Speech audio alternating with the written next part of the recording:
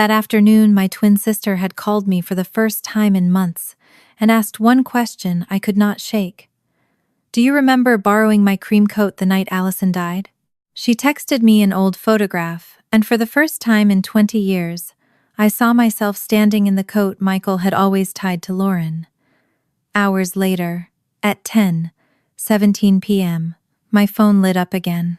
This time it was Lucy, 8 years old and trying not to sob. "Auntie, it's so dark here. He's hurting Mom." Behind her came Lauren's voice, a hard thud, and Michael saying a sentence Lauren had once told me he used whenever she questioned that night. "You're remembering it wrong." By the time I grabbed my keys and called 911, I knew this was not another family fight. Something buried since we were 22 had just opened its eyes. If you enjoy stories where old family secrets refuse to stay buried, stay with me.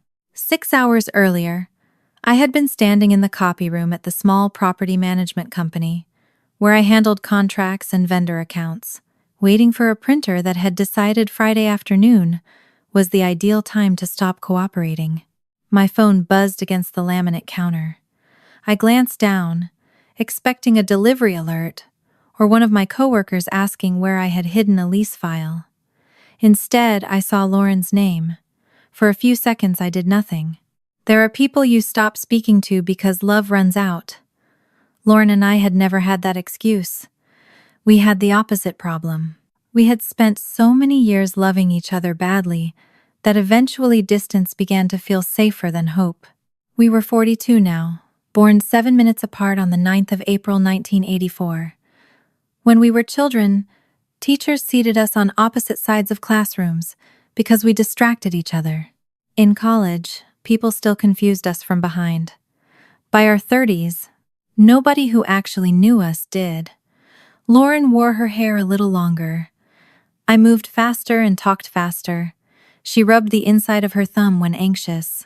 I had a habit of folding my arms when I was angry and insisting I was merely cold. 20 years of separate choices had done what childhood never managed. They had made two identical faces belong to visibly different lives. Michael had been in Lauren's life for most of those 20 years, and for a long time, I had been certain that if she really wanted out, she would leave. That belief had cost both of us more than I understood that afternoon. I answered on the fourth ring. "Lauren?" Her first breath sounded almost like a laugh, except there was no amusement in it. "Hi, Sam." I leaned back against the counter. "Hi." Neither of us asked how the other was. That was the kind of politeness we had stopped pretending to need. "I need to ask you something weird." That narrows it down. A little silence followed. I regretted the joke immediately. It was the old reflex, make the air sharp, before someone else could. Lauren said, "Lucy has this family history thing for school. Pictures from when we were young, grandparents, old houses. We were looking through Mom's boxes." The mention of Lucy softened me despite myself. I had seen my niece 3 times that year, her 8th birthday in March, a spring school concert, and one stiff lunch in June when Michael spent most of the meal answering questions directed at Lauren. Lucy had been sweet every time, and almost unnervingly undemanding. If the restaurant brought the wrong drink, she said it was fine. If Michael interrupted her, she stopped talking. If Lauren asked what she wanted, Lucy looked at Michael before answering. I had told myself she was simply an easy child. "What did she find?" I asked. "Not her, me." Lauren's voice thinned. "Do you remember my cream coat? The one I wore in college?" A picture came to me before the words did. Pale wool, dark buttons, too dressy for our age, bought on clearance because Lauren said it made her feel sophisticated. "The one I called your Jackie Kennedy coat?" "You called it my funeral coat." I was 22 and charming. "You remember it." Something in the way she said that made me stand straighter. "Yes." "Do you remember borrowing it the night Allison died?" The printer behind me chirped and spat out 3 pages. I stared at them without seeing a word. Allison Reed had been dead for 20 years, but there are names that keep their own temperature. Hers still felt like July lake water, after midnight black, cold, and wrong. I don't know, I said at first. Then I closed my eyes. The lakeside lodge. Mosquitoes swarming around the porch lights. Somebody's portable speaker playing too loudly. Lauren laughing at me because I had packed one light denim jacket for a weekend by the water. I remembered reaching across the back of a chair and taking something heavier. Cream wool. Yes, I said slowly. I did. Lauren exhaled hard enough that I heard it through the phone. Why? I asked. What's going on? I'm sending you something. My screen lit with an incoming image. I opened it. The photograph was grainy, taken with one of the cheap digital cameras everyone carried before phones swallowed cameras whole. A cluster of us stood outside the lodge, beneath yellow porch lights. Allison was near the edge of the frame, half turned away, one hand raised as if she had been talking when the picture was taken. Lauren was farther back by the screen door in a red sweatshirt, and I stood near the picnic table in a cream coat. My stomach tightened. There was nothing supernatural about the image. It was only proof of what I had just remembered. Yet my eyes kept returning to the coat because I knew, even before Lauren explained, that it mattered to a story I had never been allowed to hear in full. Michael told me I was wearing that coat when I went back to the boathouse, she said. The office around me seemed to recede. What do you mean? Went back? She was quiet for several seconds. After Allison and I fought. I knew they had argued. Everyone knew that. Lauren's original police statement said she left Allison alive near the upper landing by the boathouse and walked back toward the lodge. The investigation had classified Allison's death as accidental, a fall, blunt, force injury, drowning. A distant guest had reported seeing one of the Carter twins in a cream coat later that evening. Michael had told police it was me. That part was true. What I had never known was what he had told Lauren privately. Lauren, I said. Michael told the police I was wearing it. I remember that.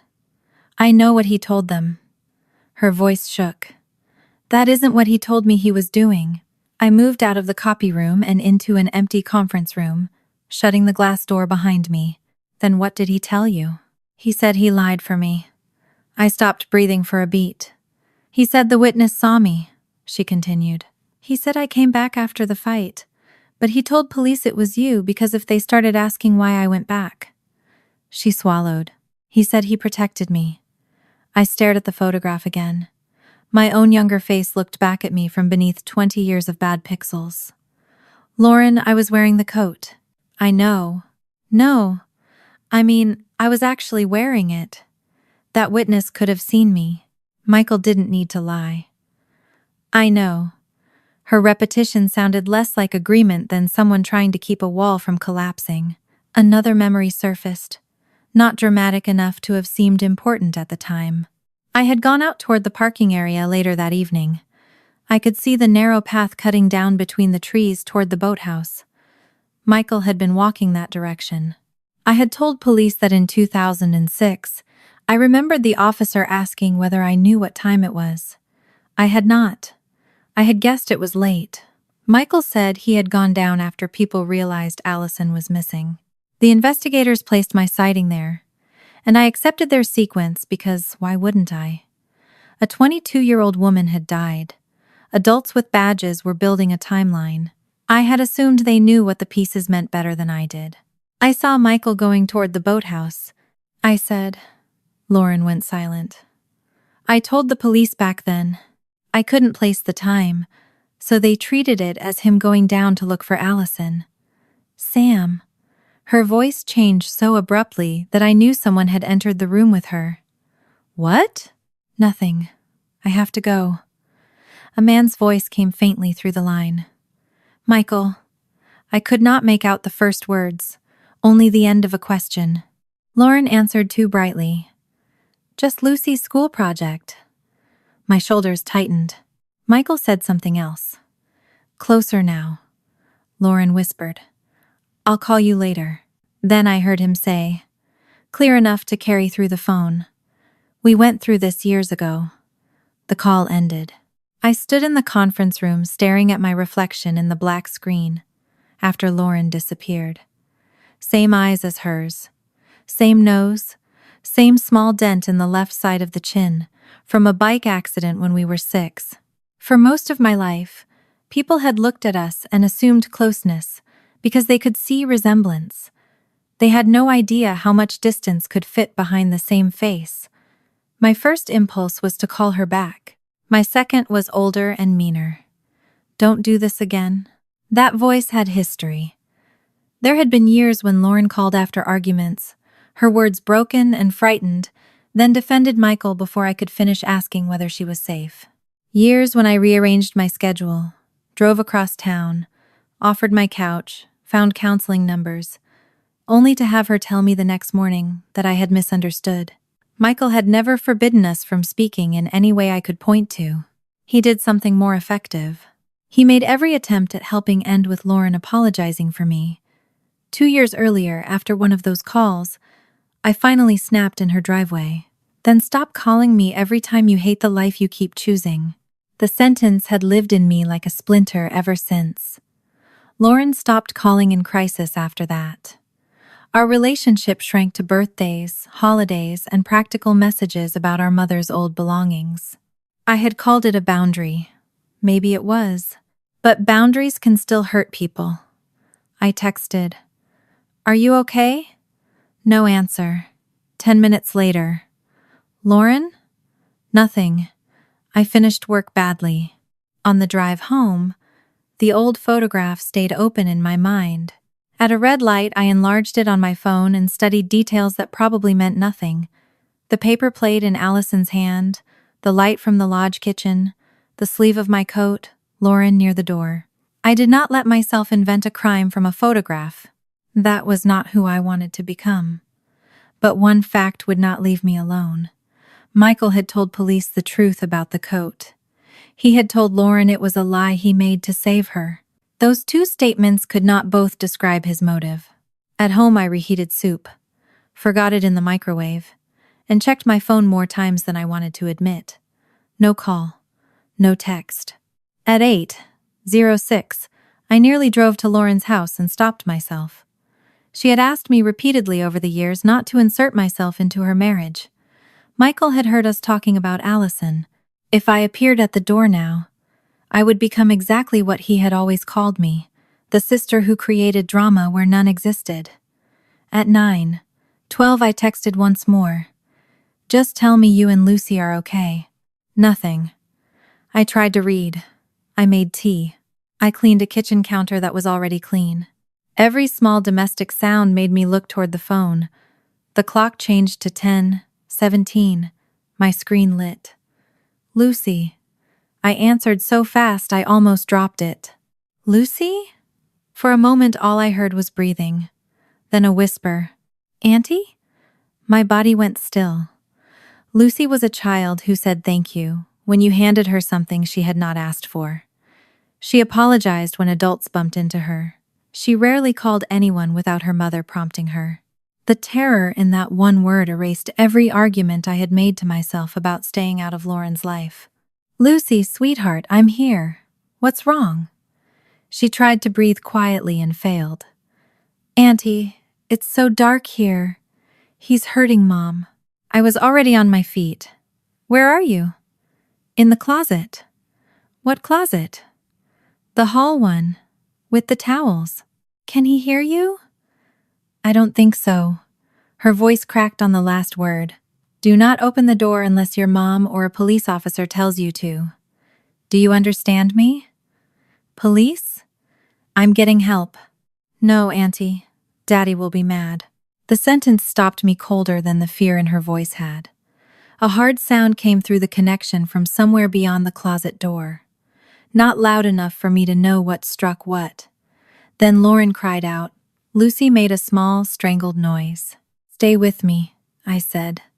"You did the right thing calling." "Stay quiet. I'm calling 911. I grabbed my work phone from my bag, dialed emergency services, and gave the dispatcher Lauren's address while keeping Lucy on the first line. My hands shook, but my voice did not. I described what I knew, and nothing more. 8-year-old child hiding in a dark linen closet. Mother being hurt by husband. Child hearing and witnessing danger. No known weapon. Address confirmed. The dispatcher told me officers were being sent and warned me not to enter an active domestic scene. I was pulling on my shoes before she finished. Through Lucy's line, I heard Lauren say, "Give it back," Michael answered, too muffled to catch. Lauren said sharper, "That's my phone." There was another scrape, then a cry of pain. Lucy began to sob silently, the kind of crying where a child is terrified, even of the sound of herself. "Lucy, listen to me," I said, as I ran down the stairs from my apartment. "Help is coming. I need you to stay exactly where you are." Then Michael's voice came through the wall, suddenly distinct. "You're remembering it wrong." I stopped on the landing for half a second. I had never heard him use that sentence in real time before. Lauren had told me about it years ago, back when we still had conversations long enough to reach dangerous subjects. She said whenever she questioned the night Allison died, Michael would become very calm and tell her she was mixing things up. "You're remembering it wrong." Back then, I had heard it as one more ugly thing a controlling husband said. Tonight, after the cream coat photograph, it sounded different. It sounded like maintenance. I ran the rest of the way to my car. The drive felt both endless and too fast. Streetlights streaked across my windshield. The dispatcher stayed on my work phone, while Lucy remained connected on the other, until she whispered that she could hear sirens. I told her to answer only if someone identified themselves as police. My pulse hammered so hard my hands tingled around the steering wheel. By the time I turned onto Lauren Street, 2 squad cars were already there. I parked behind them instead of blocking the drive. An officer met me near the curb and told me to stay back. Through the open front door I could see movement, but not enough to understand the scene. A few minutes later, another officer brought Lucy outside. She was barefoot, clutching an old iPad against her chest like a shield. The moment she saw me, she ran. I dropped to my knees and caught her. Her whole body shook against mine. "I'm sorry," she whispered into my shoulder. I pulled back. "For what?" "For calling you." Something inside me broke cleanly at that. "No," I said. "Never for that." Behind her, Lauren appeared in the doorway with an officer beside her. Her hair was loose, her face drained of color. One wrist was already reddening. Another officer stood farther inside with Michael separated from her. He looked past everyone and saw me. His expression did not explode into rage. It narrowed into calculation. That frightened me more. Lauren looked at me as if she had not expected me to come, despite the fact that her child had called me from a closet. "Sam," she said. I stood with Lucy still holding my sleeve. For 20 years I had believed the worst thing between my sister and me was that she had kept choosing him. That night, for the first time, I wondered whether I had ever understood what the choice was. The first thing Lauren did when the officer asked whether she wanted to leave the house was look at Lucy. Not at me, not at Michael, not at the red marks climbing around her wrist. Lucy stood pressed against my side with the old iPad hugged to her chest, staring at her mother as if Lauren's answer might decide whether the floor beneath her stayed solid. It was the look that made Lauren nod. "Yes," she said. "We're leaving." The officer did not turn that sentence into a speech about courage. Nobody applauded.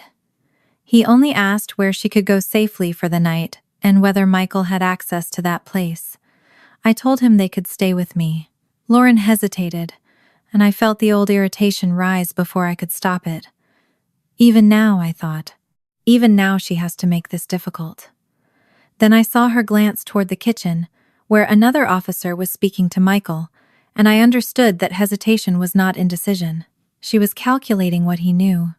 "He knows where Sam lives," she said. "That doesn't mean you can't go there," the officer replied. "We'll document where you intend to stay. You can talk with the victim advocate about safety planning and an order for protection. Tonight, the important thing is that you and your daughter are somewhere you feel safe." Lauren touched Lucy's hair with the tips of her fingers. Sam's. Michael was still inside when the paramedics examined Lauren at the dining table. I stayed close enough to hear what mattered, and far enough not to answer for her. Her wrist had already started to swell, with dark red bands forming where fingers had closed around it. There was a spreading bruise high on her upper arm.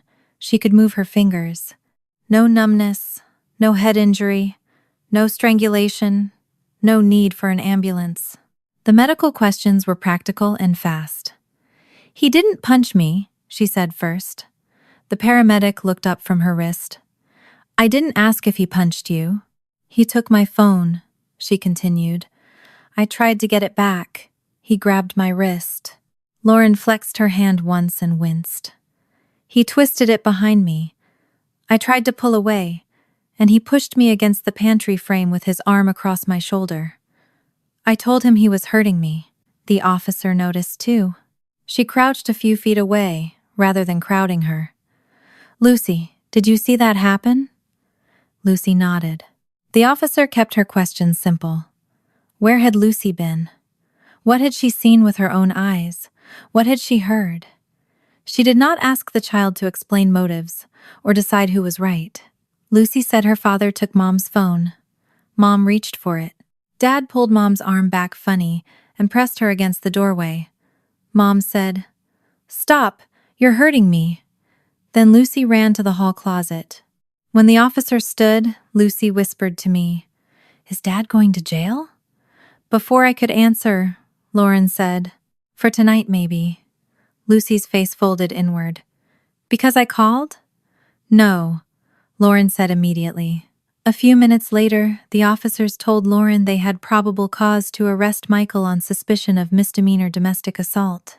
The words sounded strangely small beside the size of the night. Misdemeanor, domestic, assault, 3 ordinary legal terms, placed around the fact that my niece had hidden in a dark closet because she heard her mother cry out. That was Michael. Even when the situation turned against him, he needed to be the calmest person in the room. As one officer brought him through the entryway, he looked first at Lauren, then at me. His hands were secured behind him. His expression had settled into concern, almost tenderness. "Lauren," he said, "don't let tonight become something it isn't." Michael looked back once. "You were upset. We can fix this when you're thinking clearly." This time, she said nothing. After he left, the victim advocate sat with Lauren at the kitchen table and explained the next practical steps in a low, steady voice, where Michael had been taken. How she could receive notification about release, how to ask for an order for protection, how to make a safety plan, how to document injuries as bruises developed. I listened only enough to know what we had to do next. The process mattered, but it was not a magic door. Nobody could sign a form at midnight and erase 20 years. Lauren packed one overnight bag for herself, and one for Lucy while an officer remained nearby. She moved through the bedroom like a guest, trying not to disturb anything. Toothbrushes, medication, Lucy's school clothes, 2 stuffed animals, though Lucy had only asked for one. Lauren opened a dresser drawer, stared into it for several seconds, then shut it without taking anything. At the front door, Lucy pulled on her sneakers and then stopped. "My iPad. It's right there," I said. She took it from the side table and held it close. The drive to my apartment took a little under half an hour. Lauren sat in the passenger seat. Lucy sat in back with a fleece blanket around her and her face turned toward the dark window.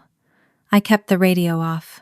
The silence felt less like peace than the stunned quiet after a car accident when everyone is still checking whether all the important parts are attached.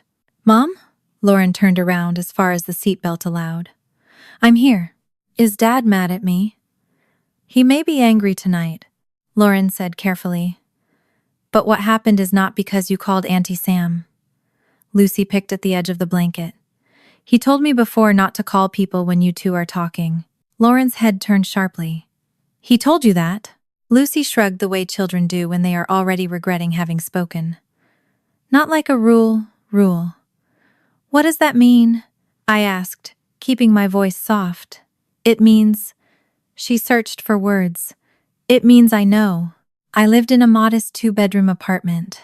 The second bedroom had spent most of its life as an office and overflow closet, so at 11:30 on a Friday night, I stripped boxes from the daybed, found clean sheets, and moved my laptop to the dining table. Lucy followed me from room to room, even though she was nearly asleep standing up. You can sleep in here with Mom, I told her. She touched the edge of the quilt. Where will you sleep? My room. But this is your house. I almost smiled. That's generally how bedrooms work. She did not smile back. Are we making you move your stuff? You're not making me do anything, I said. I'm moving boxes because I should have done it 6 months ago. Lauren came in behind us, her face washed clean of makeup and somehow older without it. Come on, Luce. Bahamas. Lucy changed without complaint, brushed her teeth, and climbed into bed. She did not ask for water. She did not ask for another blanket. She did not ask whether her mother would stay beside her. Instead, she folded her hands over her stomach and said, I'm okay. Lauren sat on the edge of the daybed until Lucy's eyes closed. I waited in the hall. 10 minutes passed, then 15. When Lauren finally came out, she pulled the door, almost shut, but left a thin bar of hallway light across the carpet. She hates the dark, I whispered. Lauren stared at the strip of light. Not always. We went to the kitchen. I put water on for tea because I did not know what else to do with my hands. Lauren sat at the table with her injured wrist, resting on a folded dish towel. The swelling had increased. Purple had started to bloom beneath the skin. I took a photograph because the advocate had told her to document how the bruising developed. Lauren flinched at the camera sound. Sorry. No, it's fine. I lowered the phone. You say that a lot. Her eyes lifted. So does Lucy. For a while we concentrated on stupid things. Tea bags, ice wrapped in a towel, ibuprofen, where I kept extra phone chargers. I could feel both of us circling the real conversation without touching it. Then Lauren said, She wasn't supposed to call you. I turned from the counter. What? Lucy. She knew Michael didn't want her calling you when he was home. What does that mean? Lauren rubbed her forehead. He never wrote down rules, Sam. He didn't have to. He'd say things like, Auntie Sam gets Mom worked up, or, we don't drag other people into private family business. If Lucy reached for the phone when we were arguing, he'd tell her grown-ups were handling it. So she made the rule herself. How did she call me? The old iPad. It stays connected to Wi-Fi for homework. She knows how to use FaceTime audio. In the dark? There's a linen closet halfway down the hall. No window, no light inside unless the hall is on. She must have shut herself in there. Lauren's face crumpled for 1 second before she forced it smooth. She must have thought it was the safest place. She broke her own rule, I said. And now she thinks everything that happened after is her fault. No, I don't think you do. The words came out harder than I intended. She apologized to me for calling while police were still in your driveway. She's 8, Lauren. I know how old my daughter is. Then why does she act like asking for help is dangerous? Lauren stood. You've been back in my life for 3 hours and you're already doing it. Doing what? Walking in after the worst moment and deciding you understand everything. My chest went hot. I didn't walk in. Lucy called me. I know. You keep saying that like it fixes something. Her good hand tightened around the back of the chair. What do you want from me tonight, Sam? A confession? You want me to say you were right all these years? I want to know what the hell has been happening in that house. And I'm trying to figure out what the hell has been happening in my own head. He has been telling me for years that I remember things wrong, she said. Not just tonight, not just stupid arguments, Allison. That night, what I said, where I went, what I told him afterward. So tell me specifics, I said. Don't tell me he controlled your memory for years and expect me to know what that means. Tell me what you actually remember. Her face hardened. You think I'm lying? I think we spent 20 years barely speaking. I think you defended him every time I asked what was wrong. I think if we are going to dig up the night Allison died, we need facts, not whichever one of us is angriest. Then she laughed once, without humor. There she is. What's that supposed to mean? The sister who always thinks if she can organize the facts, nobody gets to be messy. And there she is, I shot back. The sister who calls me when she's terrified and then punishes me for believing her. 2 years ago, I said, you called me crying so hard I could barely understand you. I drove over. You spent 20 minutes telling me what Michael had said to you, and the minute I told you it wasn't normal, you turned on me. Lauren's eyes shone. I remember. I said something awful. You said, then stop calling me every time you hate the life you keep choosing. I know what I said, and I did what you asked. Finally, I said, I was tired. So was I. I thought you were choosing him. I was making choices, she said. Don't take all of that away from me now, just because it makes you feel better. I lied to you. I defended him. I canceled things. Sometimes I was scared. Sometimes I was ashamed. Sometimes I genuinely thought you were making everything worse, because that's what it felt like after you left, and I still had to live there. I sat down across from her. Then let's start with what we know, I said. Lauren reached for her phone. The police had returned it before we left. She opened the photograph from the afternoon and placed it between us on the table. Allison and I fought before this, Lauren said. Not long before. She told me Michael was getting between us. Between you and me. I told her she was jealous and dramatic. Why would she be jealous? She wasn't. That was just the cruelest thing I could think of. What happened after the fight? I asked. I left her at the upper landing by the boathouse and went back toward the lodge. You told police that? Yes. And later someone saw a Carter twin in the cream coat. Lauren nodded. Michael told police it was you. Because it was. He told me he was lying.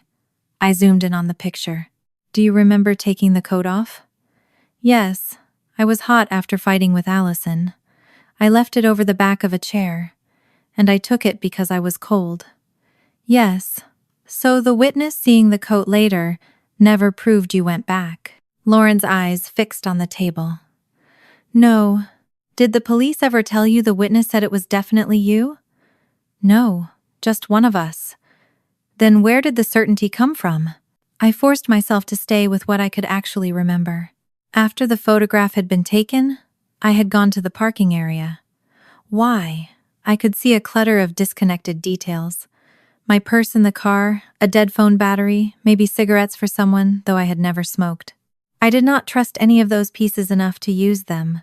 I saw him going toward the boathouse, I said. Lauren's shoulders tightened. You said that earlier. I said it to police in 2006 too. What did they do with it? Nothing, because it fit his story. Michael had already said he went down after Allison was noticed missing. My sighting supported him because nobody had anchored mine to anything else. The photograph changes that, I said. How? I know I went to the parking lot after this picture. I was wearing the coat when I went. If we can place this image in the sequence, not as some perfect forensic clock, just against the other photos, and what people were doing, then my sighting may not be as late as I thought. Lauren's face lost color. What are you saying? I'm saying, I spent 20 years remembering that I saw Michael walking down there after everyone knew Allison was missing, because that's where the police put it when they asked me questions. I tapped the picture. But that isn't what I actually remember. What I actually remember is seeing him on the path. The after she was missing part came from the timeline I accepted afterward. Lauren sat very still. Don't believe me because I'm saying it, I told her. I'm not asking you to replace his story with mine. Her eyes lifted to my face. Then what are you asking? For us to separate what we remember from what we were told. A small sound came from the hallway. Both of us turned. Lucy stood barefoot outside the bedroom, one hand rubbing her eye. "Mom?" Lauren was beside her immediately. "What is it?" Lucy looked from her to me. "I'm sorry." "For waking up?" Lauren asked. Lucy shook her head. "For calling Auntie." Lauren knelt despite the pain in her wrist. "Lucy, no. If I didn't call, Dad wouldn't be in jail. Dad is where he is because of what Dad did," Lauren said. Her voice wavered, but held. "You called because you were scared. You are allowed to call someone when you're scared." Lucy looked down. "Even if he gets mad?" Lauren took a breath. "Even then? Is he going to hate me?" "No." Lauren paused, then corrected herself in a way I respected.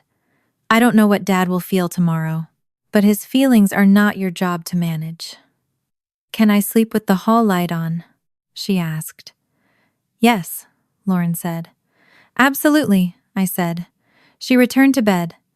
This time, Lauren left the hallway light fully on. Instead, we wrote nothing down beyond a few plain facts on a legal pad. Lauren left Allison alive at the upper landing. Lauren left the cream coat at the lodge. Samantha wore the coat later. A witness saw one of the twins in it. Samantha saw Michael headed toward the boathouse path, but had not known the time. Michael's public statement and private story about the coat were not the same. Still, by the time we stopped, the story I had accepted in 2006 no longer sat flat. At 7:40 the next morning, Lauren's phone rang with an automated notification followed by a call from the victim advocate. Michael had been released from county custody on citation after the overnight risk process. No order for protection had been entered yet. The advocate went over options for that morning and reminded Lauren that release did not require her to return home or communicate with him. When the call ended, she placed the phone face down. "He's out, I heard. You don't have to go back." "I know. If I really saw him going toward the boathouse before the part of the timeline we all accepted, if I saw him going toward the boathouse, then why did he spend 20 years telling you he only arrived afterward?" Lauren did not answer my question right away. Morning light had started to bleach the windows above my kitchen sink, turning the glass from black to a flat September gray. On the table between us lay the legal pad from the night before, the photograph of me in the cream coat enlarged on my laptop, and a bag of frozen peas wrapped around her bruised wrist because I had run out of ice. Lucy was still asleep down the hall. Michael was out of county custody. And for the first time in 20 years, my sister was looking at a version of 2006 that did not arrive pre-assembled by her husband. "I don't know why," she said finally. I leaned back. "You don't know why he told you he arrived afterward?" "No." She swallowed. "I mean, I don't know why I never asked it that way before." That was the first answer she gave me that morning, that I believed without reservation. Not because it made Michael look guilty, and not because it made Lauren look innocent. It was believable because I had watched the same thing happen to myself in smaller ways. Once somebody gives an event a sequence, memory tends to hang itself on that frame. Michael went down after Allison was missing. I saw Michael on the path, therefore I saw him after Allison was missing. 20 years later, the photograph had not given me a new memory. It had loosened an old assumption from the memory I already had. Lauren lifted her injured hand an inch from the table, then lowered it again. "He never started by telling me I was crazy, Sam. That's the part I need you to understand." I waited. "He started by telling me he believed me." The sentence was so far from what I expected that I almost interrupted. I didn't. Lauren looked toward the hallway before she continued, checking instinctively for Lucy even though the apartment was quiet. "The morning after Allison died, I could barely talk. I kept telling everyone the same thing. We fought. I left her alive. I went back toward the lodge. I remembered that.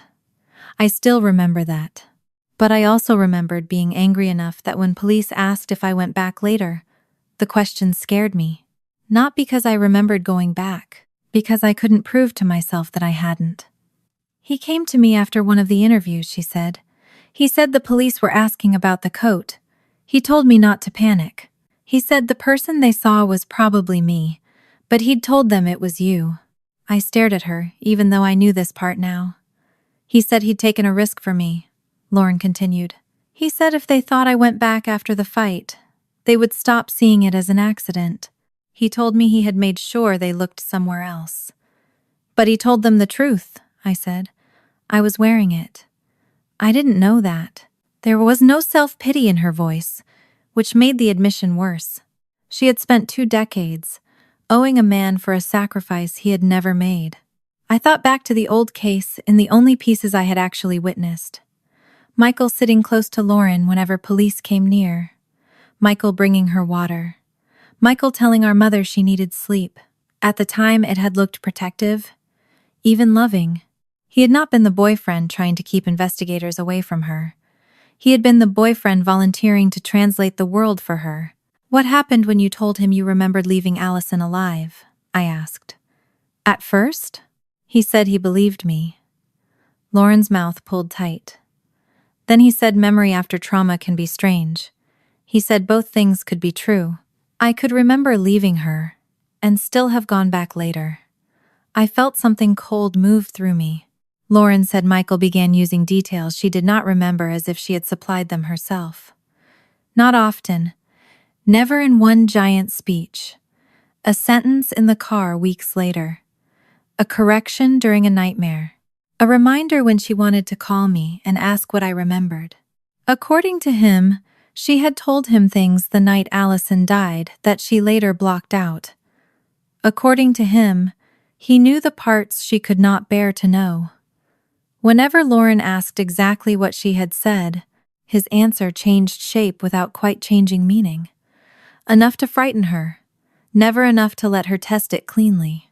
He would say, "You were hysterical. You don't remember half of what you told me." Or, "I'm not going to make you relive every word just because your sister is stirring this up again." Lauren stared at the legal pad. Sometimes he'd give me a detail. Then if I said I didn't remember it, that became proof I was blocking things. I got up and poured coffee neither of us needed. The mundane movement kept me from turning everything into questions. That was one of the things I had to learn quickly. Lauren had lived 20 years with someone constantly asking her to justify the contents of her own head. I could not help by becoming a more benevolent interrogator. When I sat again, I said, "What did he actually get from you believing he protected you?" Lauren gave a short laugh. "Everything." Then she shook her head. "No, that's too easy.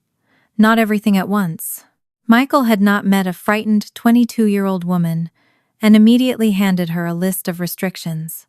For the first year after Allison died, he was the person Lauren called when she woke from dreams about dark water. He drove her to appointments when she could not face the road near the lake.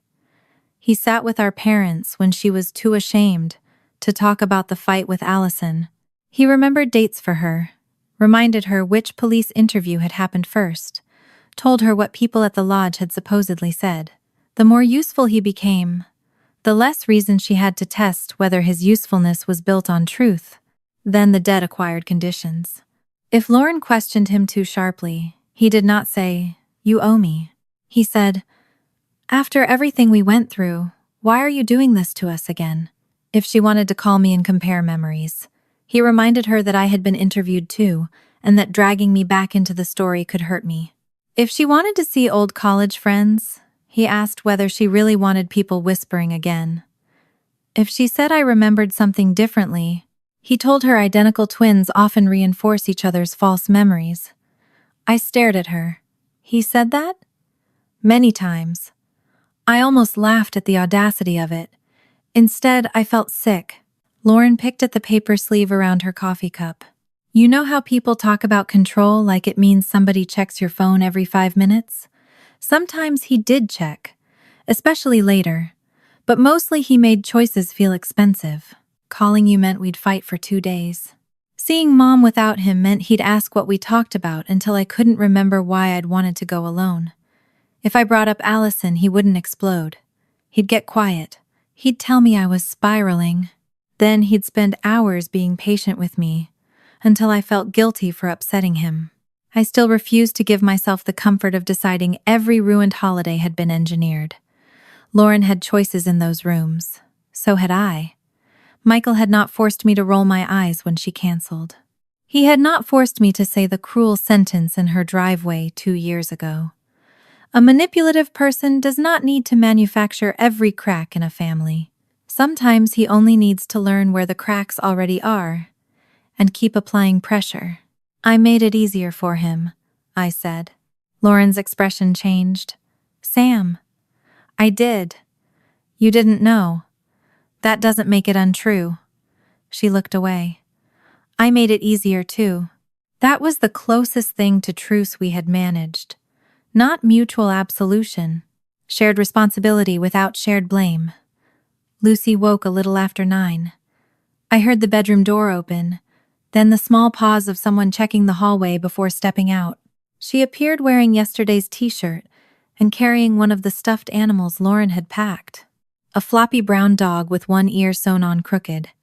Her eyes moved from me to her mother, then to the coffee cups, then to Lauren's phone on the table. Is Dad coming here? She asked. Lauren answered before looking at me. No. Lucy nodded and asked if she could have cereal. Then, almost immediately, if it's not too much. I got up before anger could show on my face. Cereal is within my budget. Lauren's phone vibrated before Lucy finished eating. All 3 of us looked at it. The screen showed Michael's name. Lucy's spoon stopped halfway to her mouth. Lauren turned the phone face down. It vibrated again. Then once more. Do you want me to take that into my room? I asked. Lauren shook her head. No. She waited until Lucy finished breakfast and went to brush her teeth. Only then did she turn the phone over. Michael had sent 3 messages. I did not read them over her shoulder. Lauren read them herself, then slid the phone across the table, because she chose to show me. I'm home. I'm not angry.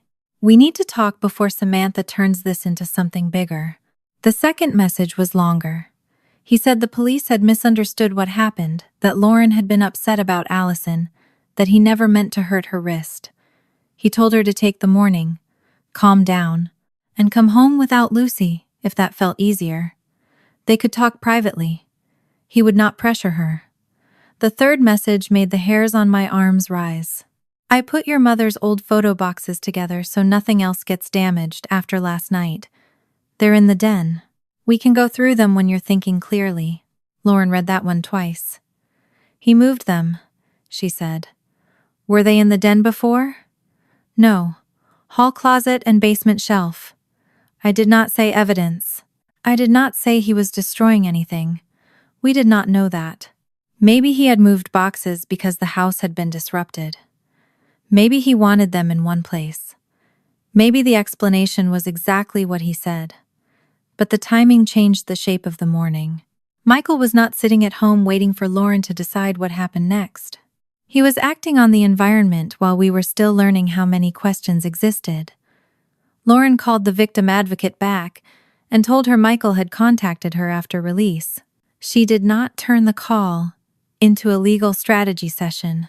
She confirmed that she and Lucy were staying elsewhere, asked about filing for an order for protection that morning, and made clear she was not planning to bring Lucy back to the house.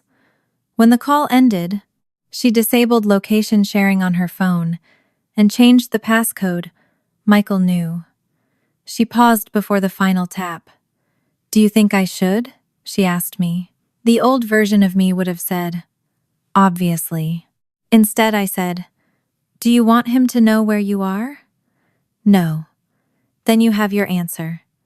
She turned it off. The movement took less than a second. Her hand shook afterward. Michael called 3 minutes later. Lauren stared at the ringing phone until it stopped.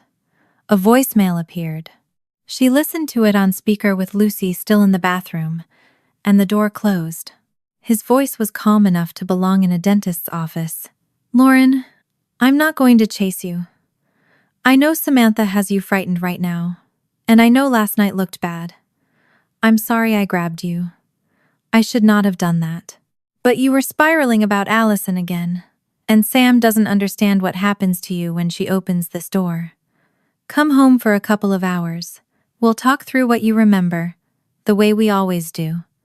Then you can decide what you want. I'm not asking you to trust me blindly. I'm asking you not to let your sister rewrite 20 years in one night. The message ended. For several seconds, neither of us moved. The way we always do, I repeated. Lauren closed her eyes. How do you always do it? She answered without opening them. He tells me the sequence until I calm down. Not metaphorically. Not me labeling a bad marriage from the outside. For 20 years, Michael had made himself the person who decided the order of events Lauren was allowed to trust. He had not simply told her what happened once. He had repeated it whenever she questioned it, adjusted it when new memories surfaced, and tied relief to accepting his version. The punishment for resisting was conflict, guilt, isolation, or the return of the old fear that she had done something terrible, and he was the only reason her life had survived it. The reward for accepting it was peace. How far back does that go? I asked. Lauren opened her eyes. The first week after Allison died. 20 years. I did not tell Lauren she had been controlled every minute of every day. That would have been another form of erasing her. She had chosen her college major. She had worked. She had decided when to have Lucy. She had fought with Michael, laughed with him, loved him, hated me, come back to me, left again. Real control did not require a puppet. It required enough leverage at the right pressure points that important choices kept bending in the same direction. What happened whenever you tried to compare memories with me? I asked. Lauren looked at the voicemail notification as if Michael were still speaking through it. Usually we fought. You and me? Sometimes. Mostly Michael and me first. She began naming moments, and I stopped her when they started to blur into one another. We did not need an anthology of bad anniversaries.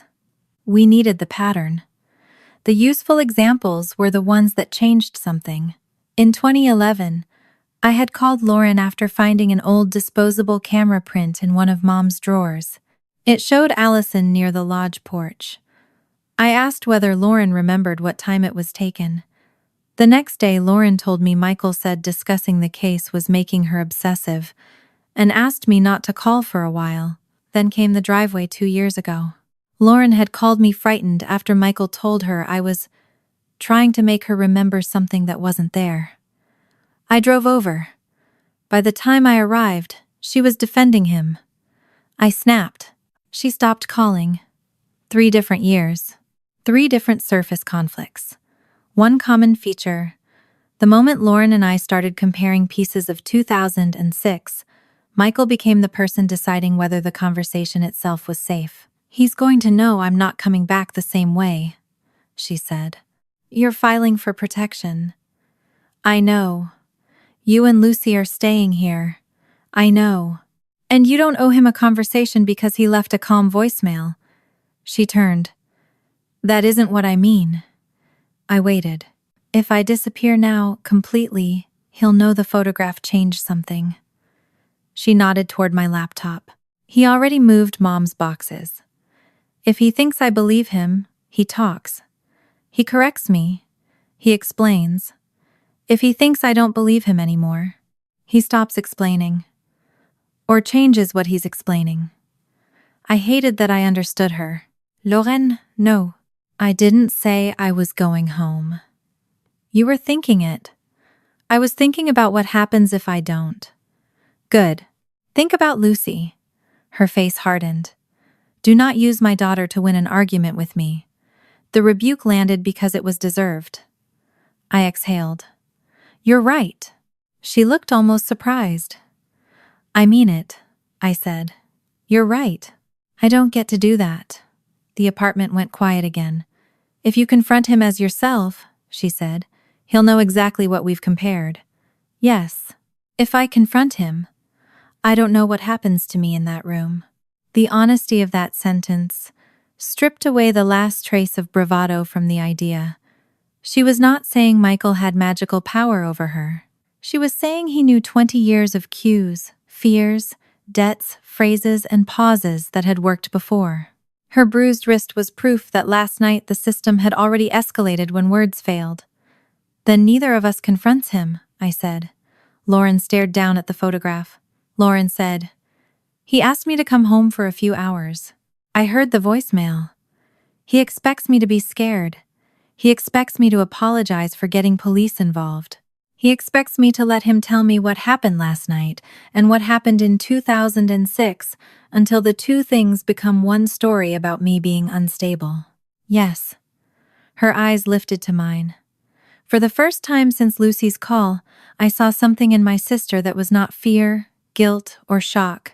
It was calculation of her own. There is one person he might still talk to, as if nothing has changed. I looked at my twin sister's face, then caught my own reflection in the dark edge of the laptop screen. And I understood exactly who she meant. I understood exactly who Lauren meant, and my first answer was no. The idea of walking into Michael's house wearing my sister's clothes was so reckless that I wanted to kill it before it became a plan. But Lauren returned once to the contradiction that had changed the night. If I had seen Michael heading toward the boathouse earlier than the accepted timeline, then he knew more than he had admitted. More importantly, he still believed he could make Lauren accept his sequence if he got her alone. If he realized we had finally compared memories, that window would close.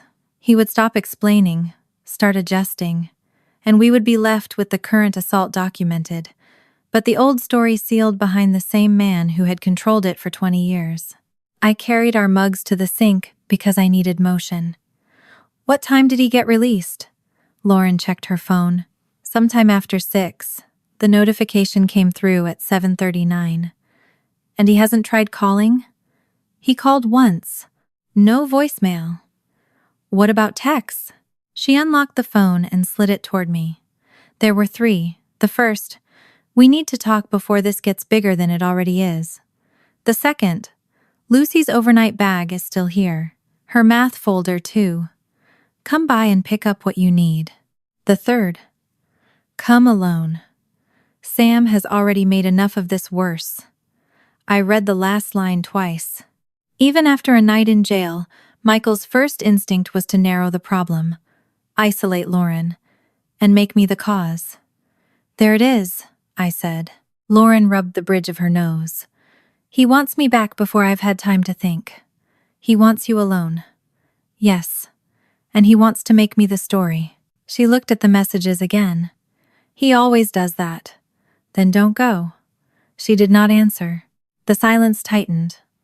"Lauren, I know what you're about to say. Then save me the trouble and agree." She stood and went to the kitchen window. Her reflection hovered faintly in the glass. "He'll start moving things." "What things?" "I don't know." "That's not enough." She turned. "You think I don't know that?" I folded my arms. "Then tell me what you do know." "I know how he acts when he thinks he's losing control." I waited. "He gets reasonable first. Calm, almost tender. He turns everything into one misunderstanding. If I resist, he becomes hurt. If I still resist, then I'm confused or cruel or influenced by someone else." Her eyes dropped to the phone. "Usually you.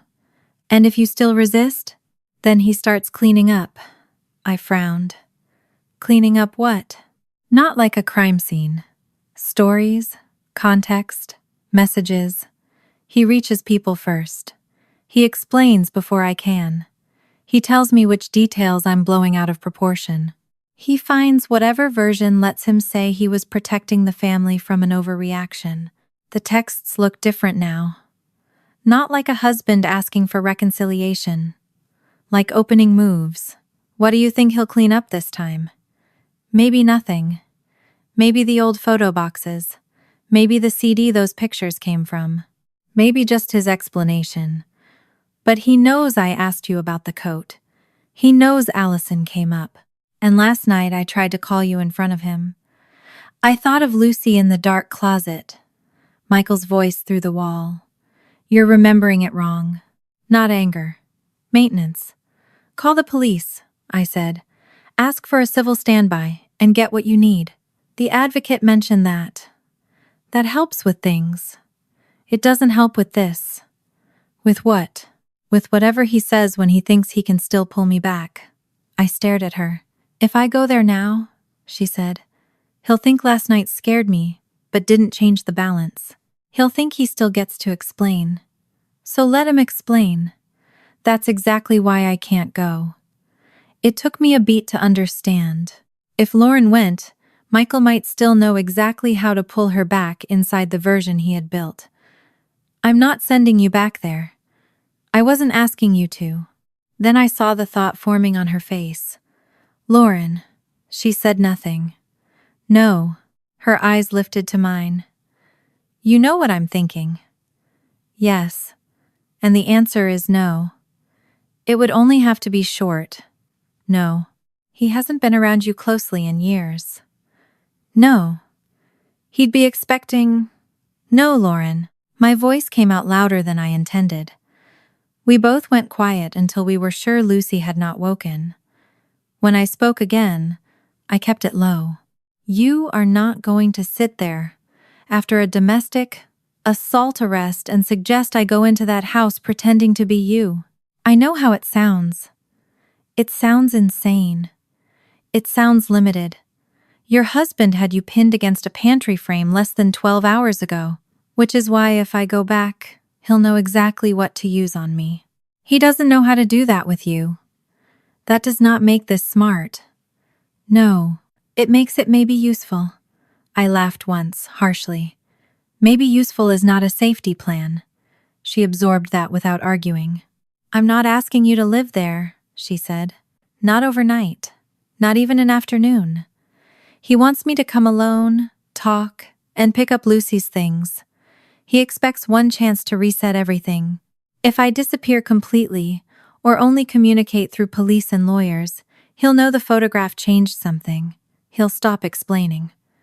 And you want him to keep explaining. I want to understand what version he needs me to believe. The apartment went still.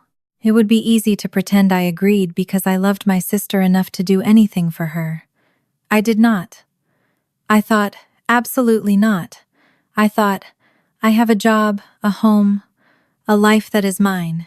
I am not a substitute body for every disaster this marriage has created.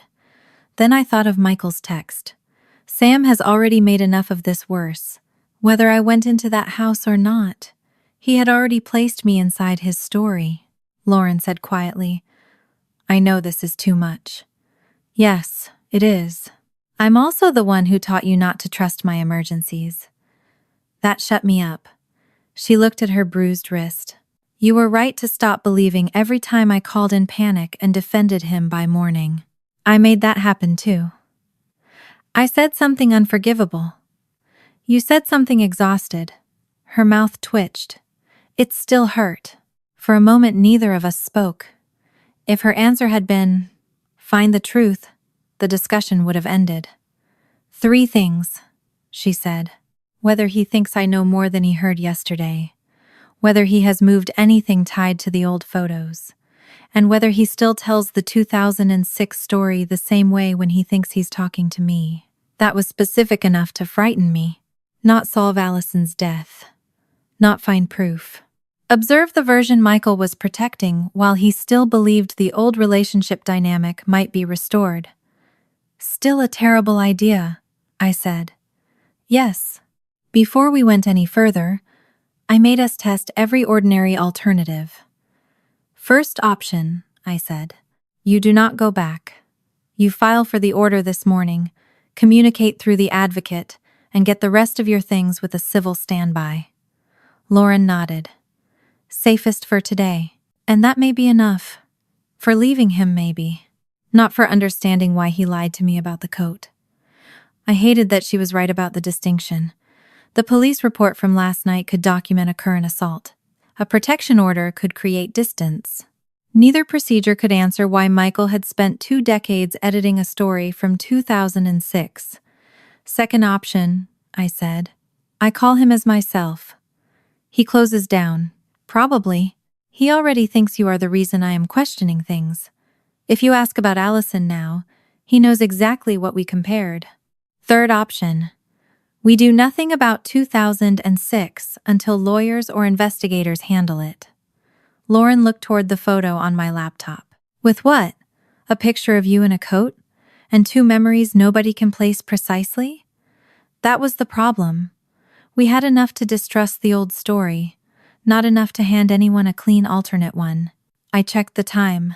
The victim advocate had explained that Lauren could seek an order for protection that morning, but none had been entered yet. No court had ordered Michael not to contact her. He had been released on citation, and Lauren remained legally free to choose whether to retrieve property or speak with him. That window closes once you ask the court for protection, I said. It should close. Yes. We both understood what that meant. If this happened at all, it happened before any order, not around one. We were not going to manufacture a violation or use a protective process as cover for an investigation. And after I come out, I said, you move forward with the safety plan whether we learn anything or not. Lauren nodded. Yes, that condition mattered more to me than any clue. The switch could not become an excuse to delay leaving. We started testing limits instead of pretending fear could be solved by bravery. Daylight only. 6 to 10 hours maximum. And probably much less. Lucy nowhere near the house. My own car parked where Michael could not block it. If Michael touched me, I left. If he tried to prevent me leaving, I called 911, instead of trying to outsmart him. I would not sign anything.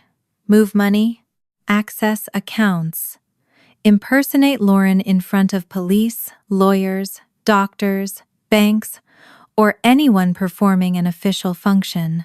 I would take only clothing, school items, and property Lauren specifically authorized.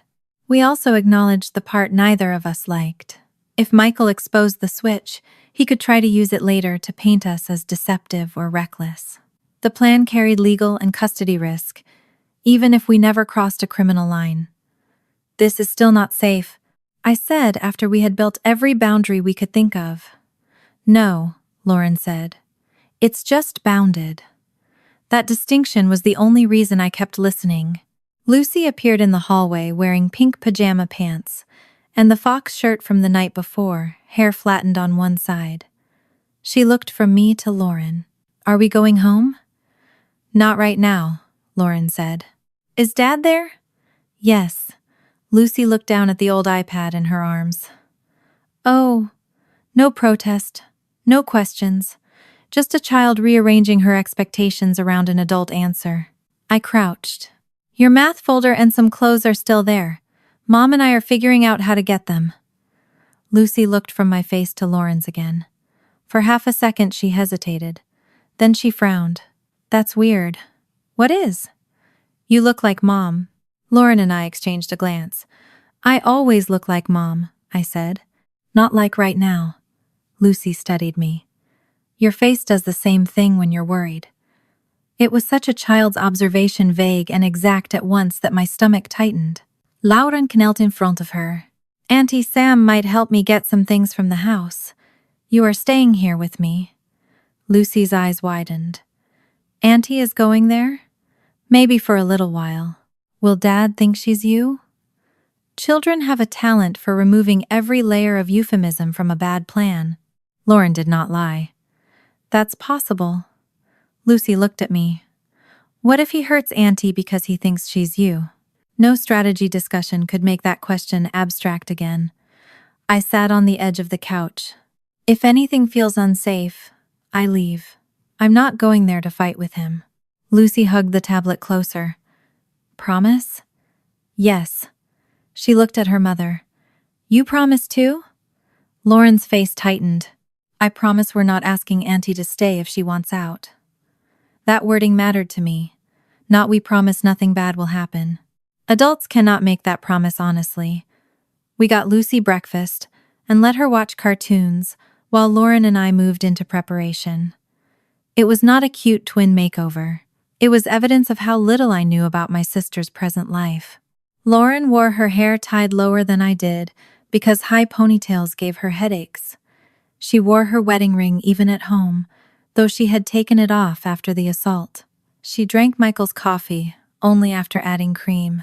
She usually sat in the middle stool at the kitchen island because Lucy used the end seat. She carried her phone in her left back pocket. When anxious, she rubbed the inside of her thumb rather than folding her arms the way I did. The more she told me, the more embarrassed I became.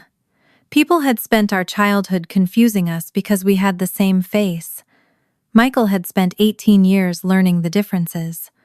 "Stop looking like that," Lauren said. "Like what? Like you're taking a test you should have studied for." "I should know more of this. You should know what I told you. I stopped telling you things." That was both kindness and accusation.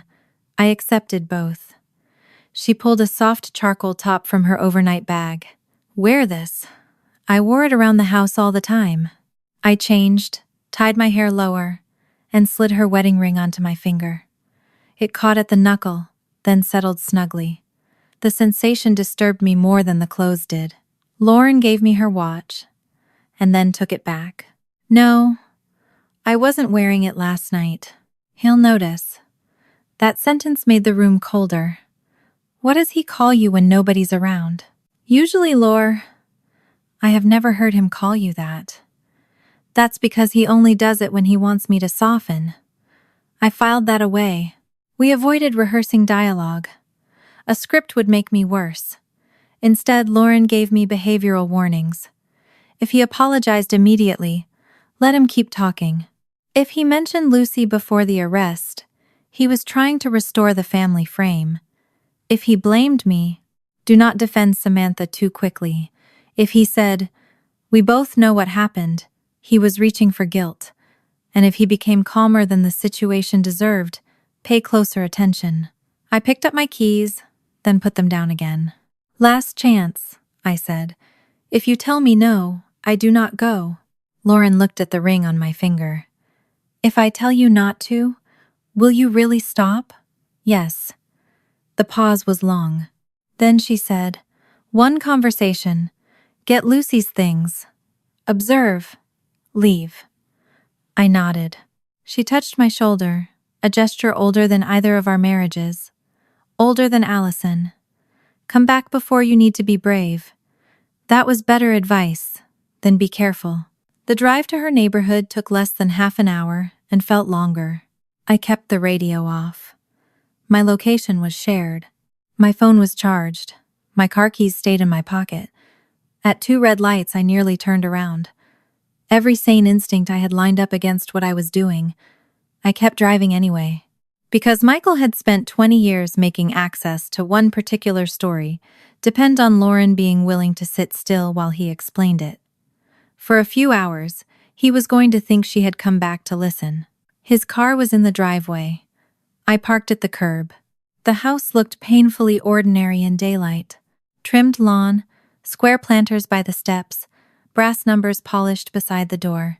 Houses rarely volunteer the truth about what happens inside them. I checked my phone. Lauren had sent one line, "In and out. You owe him nothing." I locked the screen and walked up the front path. I knocked. Footsteps approached. The door opened. Michael stood there in a pale blue button-down with the sleeves rolled to his forearms. He looked over my face, hair, clothes, ring. His eyes stayed on me one beat longer than a casual glance. Then he stepped back. "There you are." I crossed the threshold. The house smelled like coffee and lemon cleaner. Michael closed the door behind me. "Want coffee?" "Yes."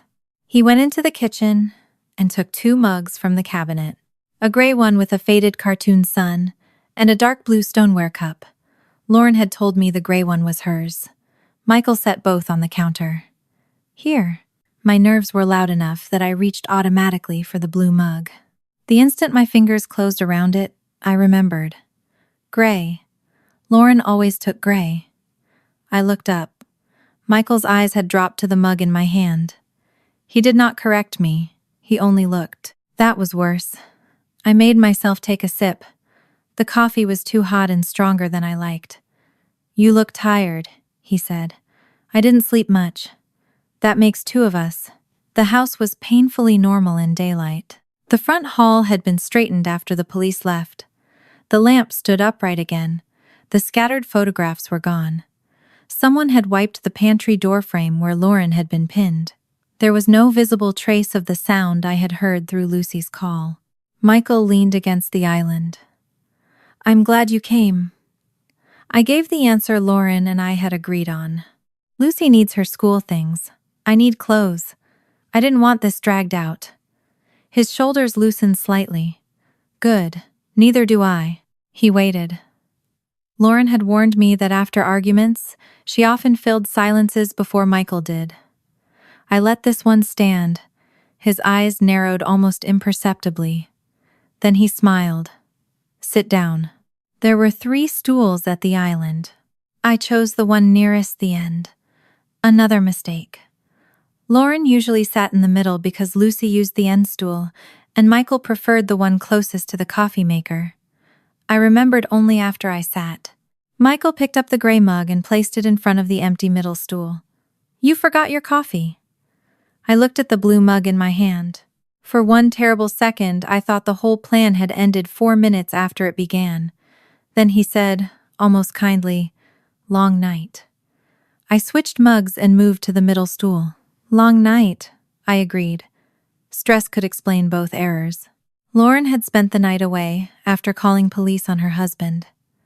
Anyone would expect her routine to be off. But Michael's first question was not whether I was all right. "Did you talk to Samantha after you left?" "Not Sam. Samantha." "A little." "How much is a little?" "Enough." "About Allison?" The question came too quickly. I made myself look annoyed instead of startled. "You heard us yesterday." I heard her name. "And the coat." His fingers tightened once around his mug before relaxing. "So this is about the photograph." "I didn't say that." "You didn't have to." Then he began doing exactly what Lauren said he would. He reduced the night before. He said he was sorry he grabbed her wrist. He called it unacceptable. Then he explained that Lauren had become agitated about Allison, that both of them moved too fast when she reached for the phone, that he held on too hard. He did not deny the bruise. He placed it inside a story where his violence was a regrettable side effect of Lauren's instability. "You know what happens when Samantha gets involved with this," he said. I kept both hands around the gray mug to stop myself folding my arms. "What happens?" "You stop sleeping. You start taking old memories apart. She becomes convinced there's something you missed, and when there isn't, you crash. My mother is dead." He paused. The edge in my voice was mine. "I know," he said. "I mean people from that part of your life." He watched me another moment, then continued. "Last night should never have happened. I will own that. But it happened after Samantha got you looking at Allison again. That is not nothing." He was not defending himself by saying he had done nothing wrong. He was defending himself by saying there was a more important wrong in the room. Me. "You used to know when to step away from her," he said. I looked up. He was talking to Lauren about me, as if I were weather dangerous. Not because I meant harm, but because storms did not need intentions. "I'm not asking you to hate your sister. I'm asking you to remember what happens after she convinces you. She knows your own mind better than you do." The irony nearly made me laugh. Instead, I said, "I came for Lucy's things." Michael watched me, then nodded. "Her backpack is in the mudroom. Math folder is upstairs. I moved your mother's photo boxes into the den so they wouldn't get damaged." He said the last part casually. I stood. "I'll get the backpack. I can bring everything down." "I know where it is." Something shifted in his face. "Attention." The mudroom smelled faintly of detergent and damp shoes. Lucy's purple backpack hung near the garage door. Her math folder was already inside, which meant Michael was mistaken, or he had wanted a reason for me to go upstairs. I checked twice. Math folder, reading log, pencil pouch. From the kitchen, Michael called, Her library book is upstairs. Of course it was. I climbed the stairs slowly. Lauren had told me not to search. Searching was not the objective, but access mattered. The den sat at the top of the stairs with its door open. 3 containers were stacked by a bookcase, 2 banker boxes, and the green-lidded plastic photo tote Lauren had described. She had described 4 containers. The old shoebox of loose prints was missing. Maybe it was inside one of the larger boxes. Maybe Lauren remembered wrong. Maybe Michael had consolidated everything exactly as he claimed. I did not know. I noticed only one more thing before moving on. The labels on the boxes had been turned toward the wall. A floorboard creaked behind me. Michael was 3 steps below the landing, holding the blue mug I had mistakenly chosen. Looking for something? My pulse jumped. Lucy's book. Her room. He pointed down the hall. I walked there without looking back at the den. Lucy's room looked different without her in it. Plastic stars covered one wall. A half-finished family history worksheet sat on her desk. Under Mom when she was young, Lucy had written in large pencil letters, "She has a twin." The library book lay beside the lamp. I picked it up. Michael stayed in the doorway. "Funny," he said. "She used to think you two could read each other's minds." Lauren had not briefed me on that. Kids think weird things. She was 5 when she stopped believing it. I slid the book into the backpack. "Okay. Do you remember why?" My hand stopped on the zipper. There was no reason for that question. Not in a conversation about police, school books, or Allison. I turned slowly. Michael's expression was neutral. I could guess. Guessing was what he wanted. So I said, "She grew up." Michael smiled, but only with his mouth. "That's not what you said then." A thin coldness moved down my back. I shrugged.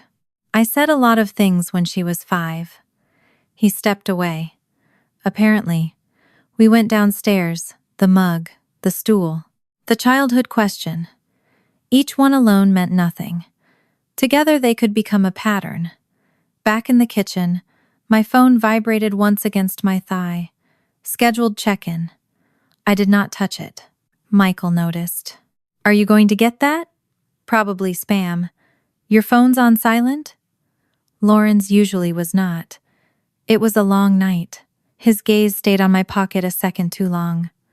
Then he looked away. I needed to read Lauren's message. I carried Lucy's backpack to the front hall and waited until Michael turned toward the sink. "I'm going to use the bathroom. Upstairs one is cleaner." "No need." Inside the hall bathroom, I locked the door and turned on the faucet before pulling out my phone. Lauren's message contained no greeting. "Found Mom's old photo CD in the papers I grabbed last night. Same night, several shots after the one we saw. You are still wearing the cream coat. File times may be wrong, so don't trust the clock. Sequence matters." 3 images followed. In the first, I stood near the picnic table in the cream coat, while 2 men carried coolers toward the lodge. In the second, the table had been mostly cleared. In the third, I was near the parking side steps, still wearing the coat. Behind me, through the trees, the path to the boathouse cut darkly through the frame. The timestamps might be useless. What mattered was visible order. Coolers moved. People moved indoors. The table cleared. I still had the coat. And I remembered going toward the parking area while wearing it. The distant witness who had seen one of the twins in the cream coat later was becoming less mysterious. More importantly, my old sighting of Michael might eventually be anchored against these visible changes, rather than a vague word like later. A tighter question. I typed, "Got it. Safe." Before I unlocked the bathroom door, I had to make a choice about the boxes upstairs. Lauren had told me the photo material mattered because Michael had changed where it lived. She had not told me to take it, and I had no right to start carrying boxes out of a shared house under a false identity. More importantly, asking for them would tell Michael exactly what Lauren cared about now. I could have claimed Lucy needed the boxes for the school project. The excuse was plausible. It would also reveal exactly where my interest had shifted, so I decided not to ask for them. When I returned downstairs, he glanced once toward the empty space beside me, as if checking whether I had brought anything from the den. "You didn't want the photo boxes?" he asked. The question was light. "No, not today.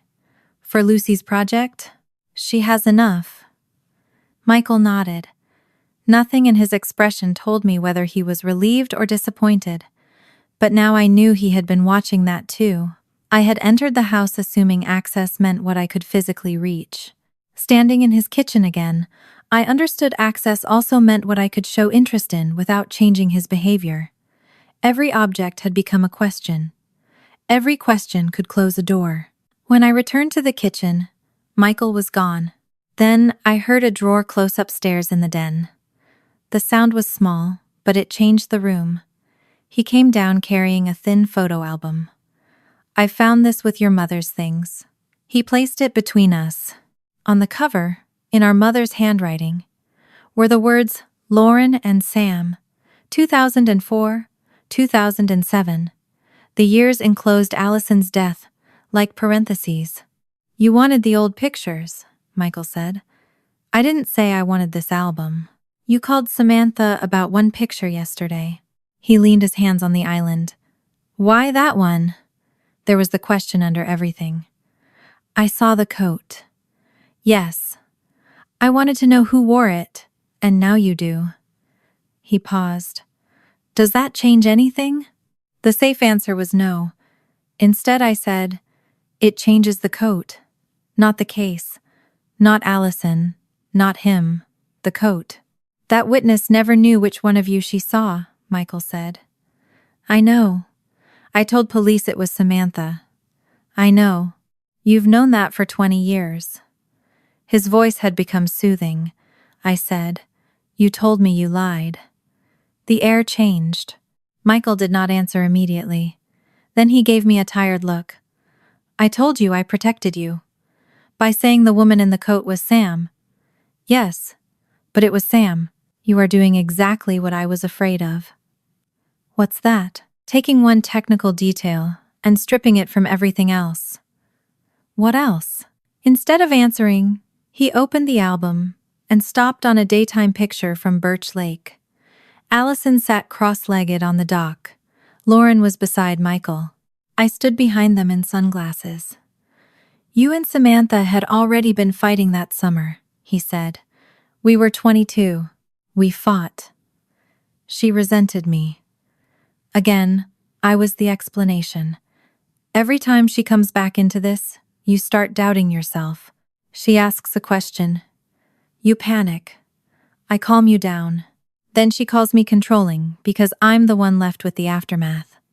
Parts of that history were true. That was why the story worked. I had pushed. I had demanded answers. I had eventually said something so cruel, Lauren stopped calling me. Michael had not needed to invent the cracks. He only needed to arrange them. My phone vibrated again. I ignored it. Michael closed the album. "Do you remember the Christmas after Lucy turned 4? Another shift. "What about it?" "You called Samantha from the laundry room." Lauren had not briefed me on that incident. "I remember Christmas." "That isn't what I asked." His voice remained soft. "Do you remember why you called her?" I felt the trap before I saw its edges. If I guessed, I risked contradiction. If I refused, I might behave unlike Lauren. If I got angry, I gave him Samantha. So I said, "Why are we talking about Christmas?" A small pause. Then Michael smiled. "Because you keep doing this." "Doing what?" "Acting like details don't matter until Samantha supplies a version you like." My heartbeat picked up. He was testing me, not merely arguing, not reminiscing, testing. I knew it with a certainty that arrived in my body before my mind finished the sentence. The mug had been a test. The stool might have been one. Lucy's childhood belief about twin telepathy was definitely one. Christmas was another. None of those details advanced his argument about Allison. They measured whether the woman in front of him could retrieve the same private history Lauren could. He was not asking because he needed answers. He already knew them. He wanted to watch me find them. The realization should have made me feel clever. Instead, I felt exposed. I had recognized the game only after losing several rounds. Recognition gave me one useful rule, and it was not try harder to be Lauren. It was stop volunteering answers to questions I could not possibly know. I looked toward the front hall. My car keys were still in my pocket. I could leave. We had already learned 3 real things. He had moved the old material. He was framing Samantha as the cause of Lauren's instability, and he was testing private history rather than simply talking through the assault. That might have been enough. But I also knew leaving at the exact moment I recognized the tests would create its own information. Michael might not know why I had changed, but he would know something had landed. So I changed the objective again, slightly. Let him carry the conversation. Let him decide which facts mattered. I would answer only what I could safely answer, and watch where he pushed when I did not cooperate. It was a smaller plan than the one I had entered with. Smaller, in that house, felt safer. I relaxed my shoulders deliberately. I came here to get Lucy's things. If you want to talk about last night, talk about last night. Michael looked almost disappointed. Then he stopped testing me. For several minutes, he discussed ordinary logistics, Lucy's rain jacket, an orthodontist appointment, Lauren's medication. The normality was almost worse. He had enough information for now. He could wait. I went upstairs for the clothes Lauren had specified. On the way back, I passed the den. The boxes were still there. One label had shifted enough to show mom photos, discs, old camera. I did not search it. I did not need to. Michael had gathered the access points around the same old history into one place after Lauren reopened 2006. Maybe for cleanup, maybe for control. Either way, the environment had changed because she asked questions. Downstairs, Michael carried the overnight bag to the foyer, as if helping his wife. You don't have to leave yet. I said I was coming for things. You also said we needed to talk. I don't remember saying that. His eyes sharpened. I heard my own mistake too late. Lauren forgot. Samantha challenged. I had challenged. Michael's face softened again. All right, he said. Then let me ask one thing before you go. I should have left, but leaving immediately after his test might tell him the test mattered. So I stayed. He leaned against the console table. Do you remember what you told me the night Allison died? The house seemed to get quieter. I told you a lot of things. Yes, he nodded. That's what you always say. My mouth went dry, but there is one part you always get wrong afterward. I held his gaze. What part? For the first time since I entered the house, Michael did not look like a husband trying to repair a marriage. He looked like someone checking whether a lock still worked. When you came back down toward the boathouse, he said, which railing were you holding, the lakeside or the wall side? I stared at him. Lauren had never told me there was a railing in Michael's version. She had never told me he claimed she remembered touching one. I could not know the answer. Michael watched my face. Then he smiled faintly and said, almost gently, You always get this part wrong. For 1 second, I could hear nothing but the blood moving in my ears. Michael had asked which railing Lauren supposedly held when she came back down toward the boathouse, the lakeside or the wall side, and then told me she always remembered that part wrong. I had no answer because Lauren had never told me the railing existed in his version of that night. Until that moment, every gap in my knowledge had felt like a trapdoor. Then I realized a trapdoor could open both ways. I let my eyes move toward the front window, as if I were trying to pull a memory out of the trees beyond the glass. I did not hurry. Lauren had told me Michael distrusted quick certainty when she was upset. He expected hesitation. He had taught her to perform doubt for him for 20 years, so I gave him doubt. The lakeside, I said slowly. I think, because it had started raining and that rail was slick. It was the first thing I had said in his house that I knew was false before it left my mouth. Michael corrected me before I finished the thought. No. The word was soft, automatic. He came a little closer, not threateningly, just enough to make the correction feel private. Wall side.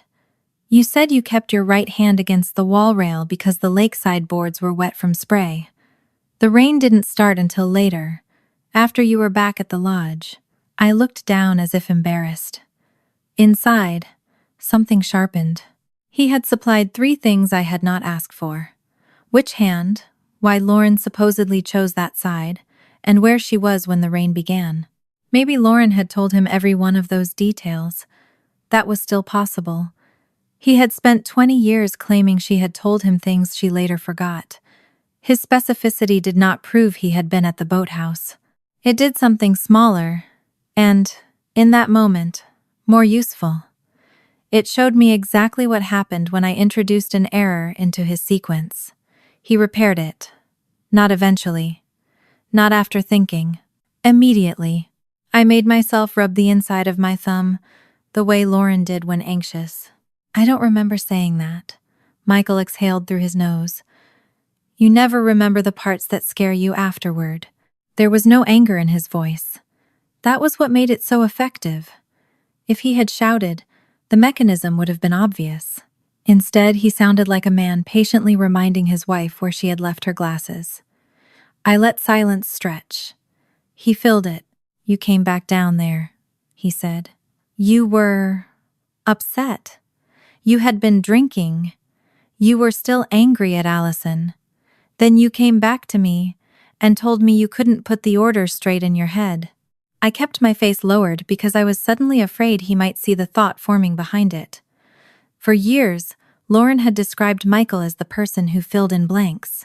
Sitting in front of him, I understood that description had been too generous. He did not merely fill blanks, he defended transitions. Before, after, back, again, already, later. The joints between events mattered to him more than the events themselves. I picked up the overnight bag and set it beside Lucy's backpack, as if I were preparing to leave. The movement gave me a reason to turn away and think. Michael said, You don't have to run every time this gets uncomfortable. I almost smiled at the choice of word.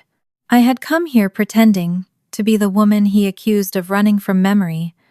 Every exit could be made to prove his point. I'm not running. Then sit down. I did not. That itself was another deviation, and I saw him register it. But now I was no longer trying to erase every deviation. I wanted to know which ones pulled information out of him. I turned toward the photo album still lying on the island. A glossy edge protruded from one page. I opened to it without asking permission. The picture showed the lodge porch in late afternoon. A row of mismatched chairs. A cooler near the steps. My 22-year-old self halfway out of frame. Lauren beside Allison with her mouth open in laughter. Nothing about the image looked like the last day of anyone's life. I touched the corner of the page. I left the coat down by the boathouse that night, I said. This time the falsehood was different. Not timing. Object and location. Michael's eyes moved from the photograph to me. No, you didn't. I waited. He did not elaborate at first. I made my voice smaller. I thought I did. You left it at the lodge before you went down the first time. The first time? The phrase slipped out before I could stop it. Michael's gaze hardened by a degree. Then he recovered. Before your argument with Allison. He reached for the album and turned the page, putting physical paper between us like a mediator. That's what I mean, Laure. One picture and one conversation with Samantha, and suddenly the things we settled years ago are floating loose again. If I changed a detail that threatened that direction, he straightened it. If I changed something harmless, he watched. The purpose was not accuracy in the abstract. Accuracy only mattered where it kept Lauren moving through the same causal tunnel. I sat this time, not because he had told me to, but because I wanted him to believe the correction had worked. I keep thinking about what I told you, I said. His posture softened immediately. You told me enough, he said. Enough for what? To know you needed help. That isn't an answer. His mouth tightened, then relaxed. Enough to know you were terrified of what you might have done. I looked at the ring on my finger. Lauren's ring. 18 years of marriage reduced to a thin band pressing against skin it had never belonged to. I remember leaving Allison alive. Michael nodded, almost sadly. I know you do. And I remember going back to the lodge.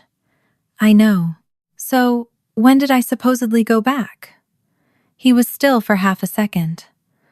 Supposedly, a Samantha word. I softened it before he could use it. When did I tell you I went back? That night. That's not what I asked. His eyes met mine. I had pushed too hard again. For a moment, neither of us moved. Then he did something I had already learned to fear more than anger. He became gentler. Laure, he said, you came inside after the fight. You were angry. Later you got upset again and went back down. When you came back the second time, you were shaking. You told me you didn't know exactly what had happened near the landing. That is why I stepped in when police started asking about the coat. I heard the structure more loudly than the content. Inside after fight, back down, back again. Michael steps in. I did not know whether any of those transitions were true. Lauren remembered only the first one, leaving Allison alive and returning to the lodge. Everything after that entered her life through Michael. The crucial point was not yet whether his later sequence was false. It was that he guarded it like load-bearing architecture. I let my shoulders sag and stared at the table. Maybe Sam is right about one thing. Michael's attention sharpened. I had expected irritation at my name. Instead, I saw interest. Which thing? She says I keep mixing what I remember with what people told me afterward. His expression barely changed, but his fingers stopped moving against the album cover. People? He asked. Police. Mom. You. The last word sat between us. Michael gave a small, almost pitying smile. Samantha has always liked putting me in the same category as strangers with notebooks. I did not defend myself. That restraint hurt more than I expected. There were years when I would have paid good money to sit across from Michael Hayes and tell him exactly what I thought of him. Now I had to let him insult me so I could watch what he protected afterward. He tapped the album. You know the difference between me and all of them. I was there when you came apart. The phrasing caught me. Not there at the boathouse. There when you came apart. He was careful even when he thought he was speaking to Lauren. I turned another page. The next photograph showed our parents at the lodge picnic table. My father held a paper plate. My mother looked annoyed at the camera. I remembered that annoyance. She had hated candid pictures taken while she was eating. And suddenly I remembered something else, not from 2006 itself, but from years after. A Thanksgiving in 2011. I had found one old print from the lake and called Lauren. The next day, she stopped answering me. After our father died in 2017, Lauren and I had sorted photographs until nearly midnight. We had talked about Allison for maybe 10 minutes. Michael arrived before breakfast. By lunch, Lauren and I were fighting. 2 years ago, Lauren called after Michael accused me of trying to make her remember something that was not there. I drove over. She defended him. I said the sentence I had regretted ever since. Those memories were not new. Part of me had already noticed the pattern in my apartment. What changed in Michael's kitchen was the function. I had always thought Allison was the emotional trigger, and Michael resented what it did to Lauren. Perhaps sometimes that was even true, but the fracture never happened randomly after grief. It happened after comparison, a picture, a timing question, a conversation between twins, a remembered object. Then Michael entered, and the sisters separated again. I looked down at the photo album, at 2 nearly identical young women, standing 3 feet apart in an old picture, and felt the shape of the thought settle into place. Michael had spent 20 years telling Lauren that the danger was memory, but memory was not the dangerous thing. Comparison was. I could feel my heartbeat in my fingertips. Lauren remembered leaving Allison alive at the upper landing and returning toward the lodge. I remembered wearing the cream coat later. I remembered seeing Michael walking toward the boathouse, though I had accepted someone else's timing for that sighting. The later photographs gave visible order to my coat and my movement without magically proving a clock time. And Michael possessed a strange, fiercely defended set of corrections about what supposedly happened between Lauren leaving Allison and Michael later becoming her protector. A chill moved across my arms despite the warmth of the house. He had not needed one twin to forget the truth. He had needed each of us to possess a version too incomplete to challenge him by itself. He had needed us not to compare. The idea was so clean, I distrusted it immediately. But the question of the story had changed anyway. I no longer wanted to know only what Michael was hiding. I wanted to know what sequence existed only when Lauren's memory and mine touched. And Michael, without realizing it, had just shown me where to press. I closed the album and slid it back toward him. Maybe I came down the service path, I said, as if thinking aloud. Not the main steps. His eyes lifted. This was a stronger test. Not reckless, but no longer defensive. I had never heard Lauren mention a service path. I remembered one from the lodge property itself, a narrow route used by staff and people carrying supplies. It ran from the parking side toward the lower buildings, but did not match Michael's railing question. I watched him decide whether to correct me. He did. No. You came down the main stairs. How do you know? You told me. I told you a lot of things. His chaza held mine. That line again. What line? The one you use when you want every detail to become uncertain. A strange calm came over me. I was watching him pass mine.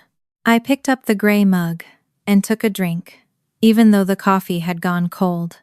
What was I wearing when I came back the second time? I asked. Michael's eyes flicked to my face. Too direct. I knew it as soon as I asked. He leaned back slightly. Why does that matter? It was the first time he had answered one of my memory questions with a question of his own. Adaptation. I had found a method and immediately overused it. I lowered my eyes. Because of the coat. You weren't wearing it. The answer came, but slower now. I let him keep going if he chose. He did not. The room had changed again. Michael was no longer simply repairing mistakes. He was beginning to ask why the mistakes were being offered. I needed to step back. I glanced toward the foyer. Lucy's backpack and the overnight bag waited by the door. I could leave with more than we had come, for not physical evidence, not a confession, but a map of Michael's pressure points. Then he said, Samantha has been asking about time, hasn't she? I looked at him. There was no reason to deny all contact. He knew the photograph had passed between us. She asked what I remember. And you told her? Some. What did she tell you? Until then he had focused mostly on Lauren's supposed instability and my intrusion. Now the direction reversed. He wanted the flow of information between us. I thought of the check-in message on my phone. The photo sequence Lauren had found. Same night. Same coat. Visible order. I gave him almost nothing. She remembers the parking area.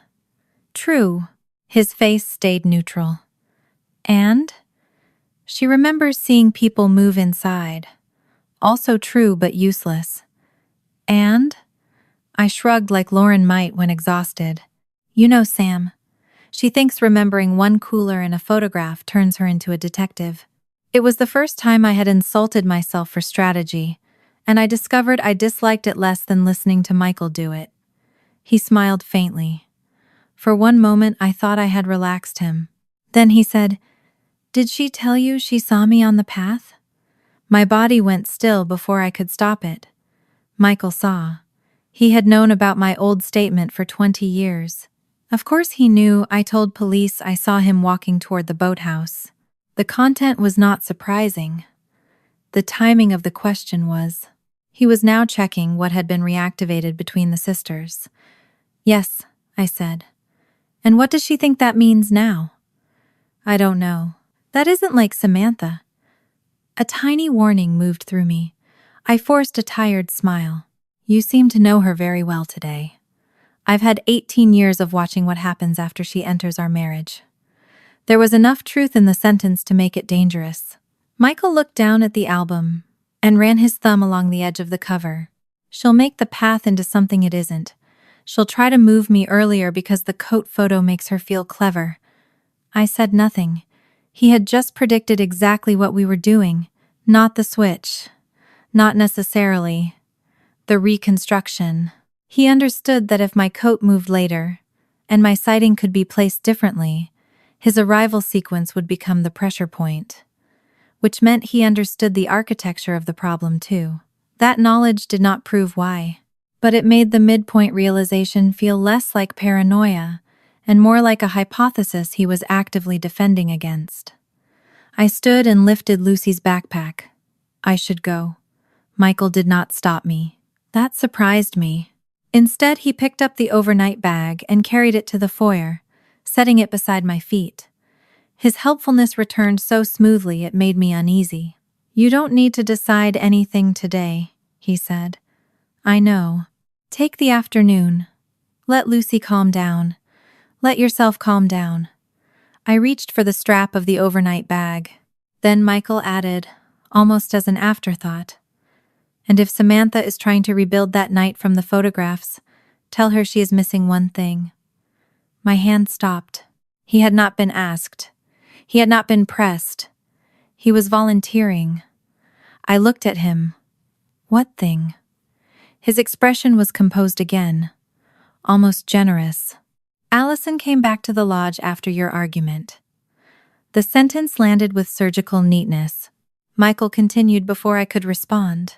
She came in through the side door to get her red sweatshirt. You saw her. That was after the picture with the picnic table starting to clear, and before anyone noticed she was gone. For a second, I forgot to breathe. It was exactly the kind of detail we needed. A movement. A relative position in the photo sequence. A way to place Allison after Lauren said she had left her alive. Too useful. Too complete. Michael gave me a tired smile. You always forget that part too. I tightened my hand around the bag strap. 30 minutes earlier, I might have heard a correction. Now I heard something else. A gift placed precisely where I would have to decide whether to carry it out of the house. The detail was still sitting between us when Michael opened the front door. Allison came back to the lodge after your argument. She came in through the side door to get her red sweatshirt. You saw her. I had spent the last hour teaching myself not to treat every correction as truth. This one was different, because it arrived without pressure. I had not offered a false memory for him to repair. I had not asked where Allison went. I had not even been talking about her movements when he gave it to me. He had placed a clean little piece of chronology in my hands, exactly as I was leaving. That made it either unusually useful or unusually dangerous. I stood in the foyer with Lucy's backpack over one shoulder and Lauren's overnight bag in my hand. Outside, afternoon light had turned the front walk almost white. My car waited at the curb where I had left it, nose pointed toward the street. I could have crossed the threshold, driven back to my apartment, and told Lauren everything in person. Instead, I heard myself ask, "The red sweatshirt?" Michael nodded. Allison kept it on the back of one of the kitchen chairs. You saw her come in for it. His tone contained no urgency. That was what made me suspicious. He sounded like a man reminding his wife, where a spare set of keys had been kept 20 years ago. Why didn't you say that before? I have. He leaned one shoulder against the door frame, more than once. I gave him the kind of uncertain look Lauren had described so many times, that I no longer knew whether I was imitating her or recognizing what the expression must have felt like from the inside. I don't remember it. That doesn't mean it didn't happen. He said it gently. The detail mattered if true. Allison returning to the lodge after Lauren left her alive would break the simple line between their argument and her death. It might explain why nobody had treated Lauren's fight with her as the last confirmed contact. It might also alter where my sighting of Michael belonged. If Allison had returned to the lodge, then gone back toward the water later, the entire order shifted again, which was exactly why I could not carry it alone. My phone was in my pocket. Our protocol said important information got transmitted at the next safe opportunity, not saved for later because I felt watched. Michael had already seen the phone vibrate during earlier check-ins. Pretending I suddenly had no reason to use it would be another performance choice for him to measure. I set the overnight bag down and took out my phone. I'm telling Lucy I found her library book. Michael stepped aside from the doorway. Go ahead. I hated how easily he gave permission for something I had not asked permission to do. I opened the message thread Lauren, and I had been using and typed with the screen, angled toward my body. Michael says Allison returned to lodge after your fight, side door for red sweatshirt. Says you saw her. Check only. Don't assume true. Then I added the ordinary cover message in the same breath. Got Lucy's book. Still safe. I locked the phone before Lauren could answer. Michael had not moved. Tell her I found her rain jacket too, he said. I looked at him. You can tell her yourself later. The sentence came out sharper than Lauren probably would have made it. His eyes rested on my face for a second. Maybe, he said. But the new detail had changed the calculation. If Lauren answered while I was still inside, I would know whether Michael had given me something that belonged to her memory, something he had inserted into it, or something neither of us recognized. That was not proof of the old crime. It was a live test of information flow, so I stalled for a reason that did not look like stalling. Lucy's medication, I said. You mentioned it earlier. Michael pointed toward a small cabinet beside the kitchen. Top shelf. I carried the bags back from the foyer and set them near the island. The move felt foolish even as I made it. A few minutes earlier, I had been almost outside. Now I was voluntarily stepping deeper into the house because a sentence from 20 years ago had hooked me by the curiosity. I opened the cabinet. Lauren's prescription bottle sat beside children's vitamins and a digital thermometer. I took only what she had authorized. When I closed the door, my phone vibrated once in my pocket. Michael was rinsing his mug at the sink. I waited. He did not turn around. I took the phone out and looked. Lauren's answer was 3 lines. No. Red sweatshirt was mine. Allison had a gray zip hoodie that weekend. I never saw her come back inside after I left her. He has told me versions of her coming back before, but never with the red sweatshirt. The first sentence changed my breathing. Red sweatshirt was mine. I looked toward Michael before I could stop myself. He was still facing the sink. For half a second, relief moved through me. He had not seen the message. He had not hacked the phone. He had no impossible surveillance system. The bait, if bait was what it was, remained a piece of conversation between 2 people in one kitchen. Then he dried his hands and said without looking at me, Actually, it may have been the gray one. I froze. Michael turned, folded the dish towel over the sink divider, and gave a small shrug. Gray sweatshirt, hoodie, something like that. You always get hung up on the color when the important part is that she came back inside. He had changed the detail within seconds of my reading Lauren's response. There were innocent explanations. He could have genuinely corrected himself. My face could have signaled doubt before I ever checked the phone. He might simply have realized Red was wrong, because Lauren's old sweatshirt was visible in the photographs upstairs. But the timing was too precise to ignore. I had sent the detail out. I had received a contradiction. My body had reacted. Michael adjusted the bait.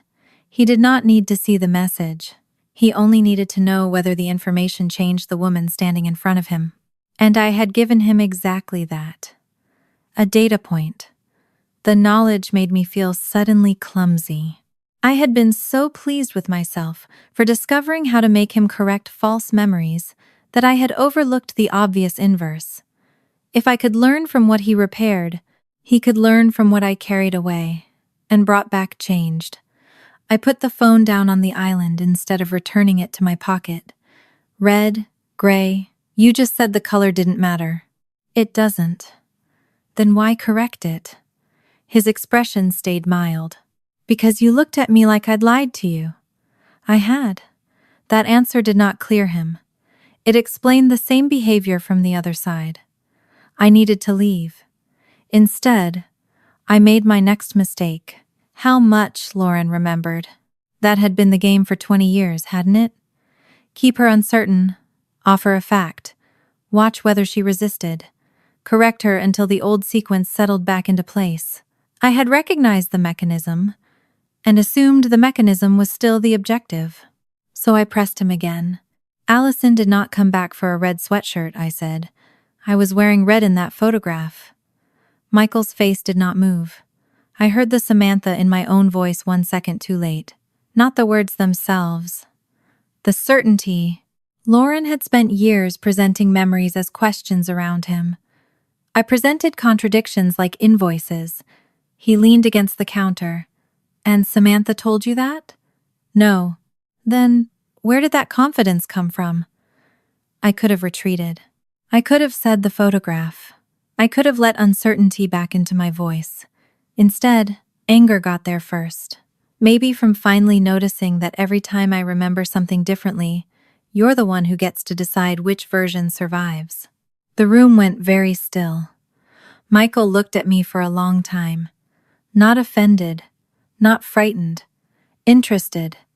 Then he changed defenses. You want to know why I get to say anything about that night? He asked.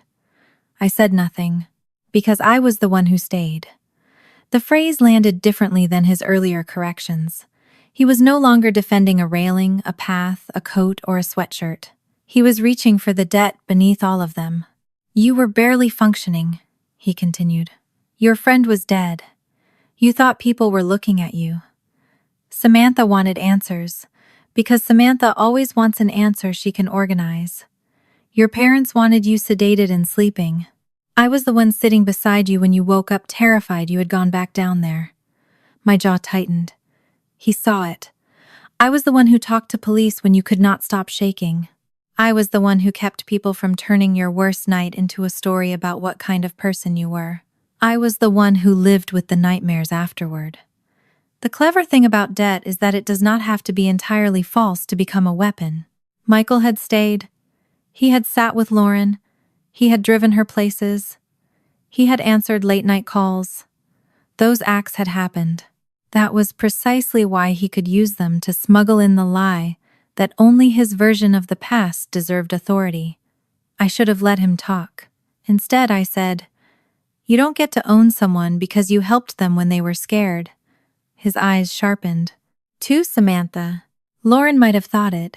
She might even have said something close, after enough pressure. But the sentence came from my side of the family fracture. The part of me that had spent years furious at the way Michael turned every favor into territory. His voice softened. Own. I looked away, forcing myself to breathe through the mistake. You know what I mean. No, I want to hear what you mean. I picked up the medication and put it in the overnight bag. I mean, helping me 20 years ago does not make you right about everything now. That's not what I said. Isn't it? There, again, challenge instead of retreat. Michael watched me zip the bag. Something in the quality of his attention had changed. Earlier his questions had been aimed backward, into Lauren's memories. Now I felt him looking sideways, at the person those answers might belong to. My phone vibrated again. This time it was our scheduled check-in call. I had missed one earlier. Lauren was following the plan. Michael glanced at the screen, but the phone lay face down. You should answer that. Why? Because you've been looking at it every time it moves. I took it before he could study my hesitation. I need a minute. He stepped back from the island. Take one. I walked toward the mudroom rather than the bathroom. The exterior door there had a small glass panel, and opened onto the side yard. I did not go outside. I stood where I could still see my car through the glass and left the inner door partly open. That way I was not trapped in a room, and if Michael approached, I would hear him. I answered in a low voice. "I'm okay." Lauren did not waste time. "Did he react after the message?" "Yes. He changed red to gray after I read your reply." A pause. "Did he see the phone?" "No." "Then he was watching you." "I know." There was movement on her end. A television cartoon. A cupboard closing. Then Lucy's voice. Farther from the phone, but clear enough to reach me. "Mom, is Dad still mad because I called Auntie?" My throat tightened. Lauren covered the phone badly. I heard her say, "Honey, give me 1 second." Lucy's voice came again, smaller. "I just want to know." The house around me seemed to tilt between two realities.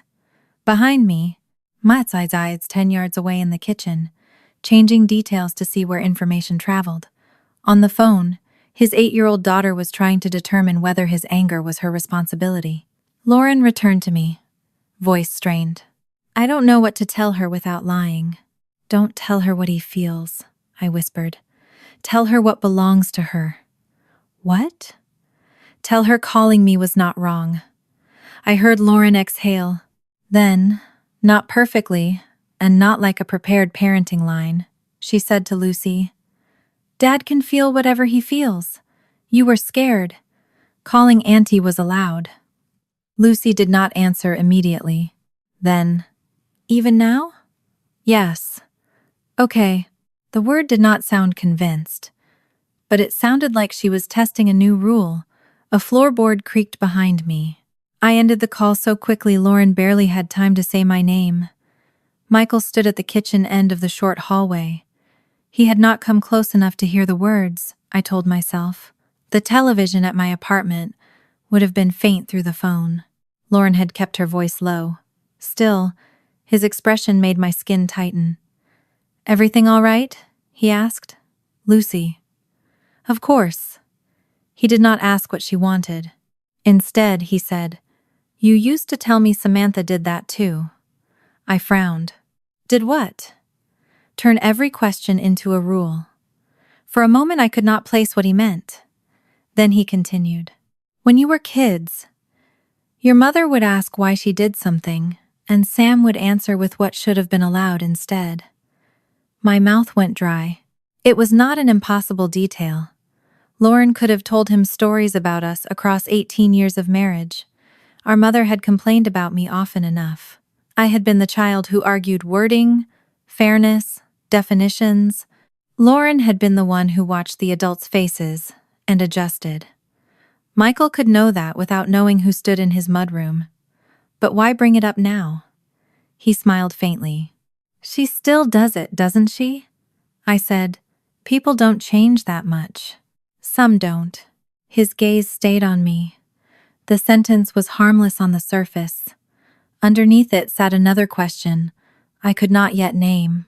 I returned to the kitchen, picked up the overnight bag, and told myself again that I was leaving.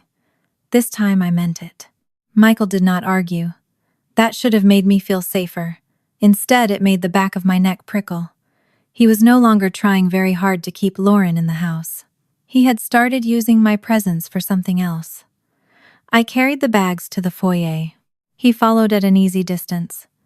"Tell Lucy I love her," he said. I stopped with my hand on the backpack strap. The old anger rose instantly. He had frightened that child into a closet. Now he wanted the clean language of love carried back to her without any of the weight attached. I kept my voice flat. "You can tell her through the appropriate channel once Lauren has talked to the advocate." Another Samantha answer. Michael's eyes flicked up. I had used Lauren's name. Not I. Lauren. My stomach dropped. I recovered badly. Once I've talked to the advocate. He did not react to the correction. That was worse than if he had. He only said, "You sound like her." "Who?" "Samantha." The name entered the foyer softly. I made myself laugh once. "You've spent all morning telling me she gets into my head." Yes. He looked almost thoughtful. Maybe I underestimated how much. I lifted the bags again. I'm leaving. I know. Then, as if remembering a household errand at the last possible second, Michael reached to the small desk beside the front window and picked up a yellow notepad and pen. One thing first. I did not move. He set the pad on the console table between us. Write down whatever else Lucy needs from the house. Clothes, school things, anything you forgot. I'll put it together so you don't have to keep coming back. It was reasonable, helpful even. No signature, no bank form, no legal document. Just a grocery list-sized favor between spouses who were separating badly. I should have said I would text him later. Instead, relief made me careless. A list was easy. A list got me out the door. I reached for the pen. My fingers closed around it. I lowered the tip to the paper, and only when the first stroke had already started did I understand why Michael had placed it there. Lauren had been right-handed her entire life. I was left-handed. The pen was already in my left hand when I looked up. Michael was watching. The first line I wrote was supposed to be Lucy's rain boots. I never got past the R. The pen stopped under my fingers as if the muscles in my hand had finally caught up with my brain. Left hand. My hand. Not Lauren's. The black ink had already made a short diagonal mark on the yellow paper when I looked up. Michael was watching. He did not smile. That would have been easier. He looked at the pen, then at me, with the calm interest of someone confirming a measurement he had already taken several times. I shifted the pen into my right hand. Long night, I said. Michael glanced at the unfinished letter on the pad. Lauren doesn't switch hands when she's tired. The room seemed to contract around us. I forced a shrug. People do things without thinking. Yes, he said. They do. Then he said, You used to get ink all along the side of your hand in school. My breathing changed before I could stop it, but he watched the explanation form on my face. I'm done with the list, I said. You never started it. I'll text what Lucy needs. Of course. I reached for the bags.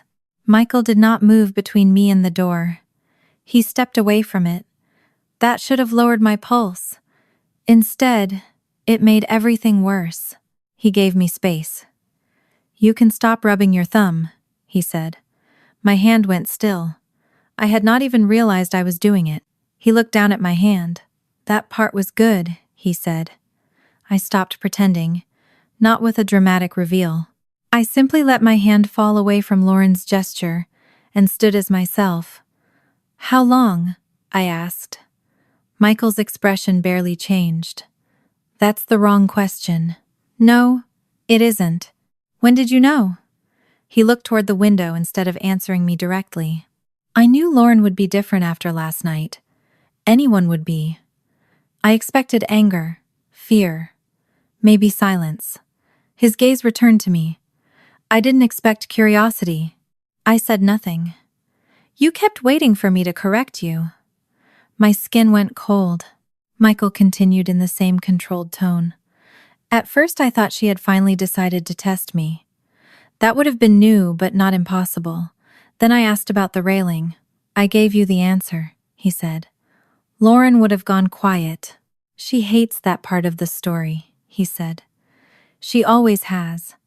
When I tell her she went back down those steps, she doesn't get interested in whether I said wallside or lakeside. She wants the conversation to stop.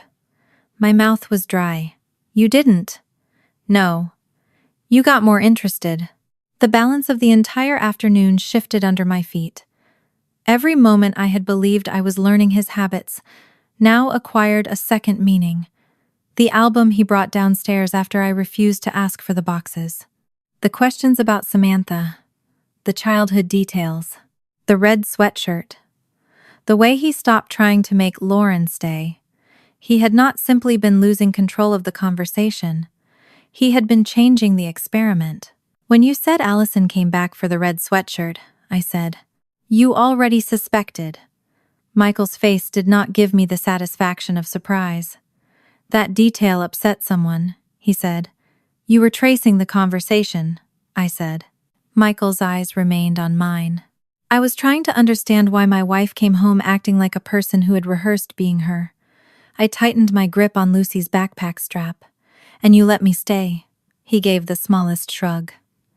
You were very interested in what I remembered. The words sent a chill across my shoulders. For the last 2 hours, I had told myself I was using Access.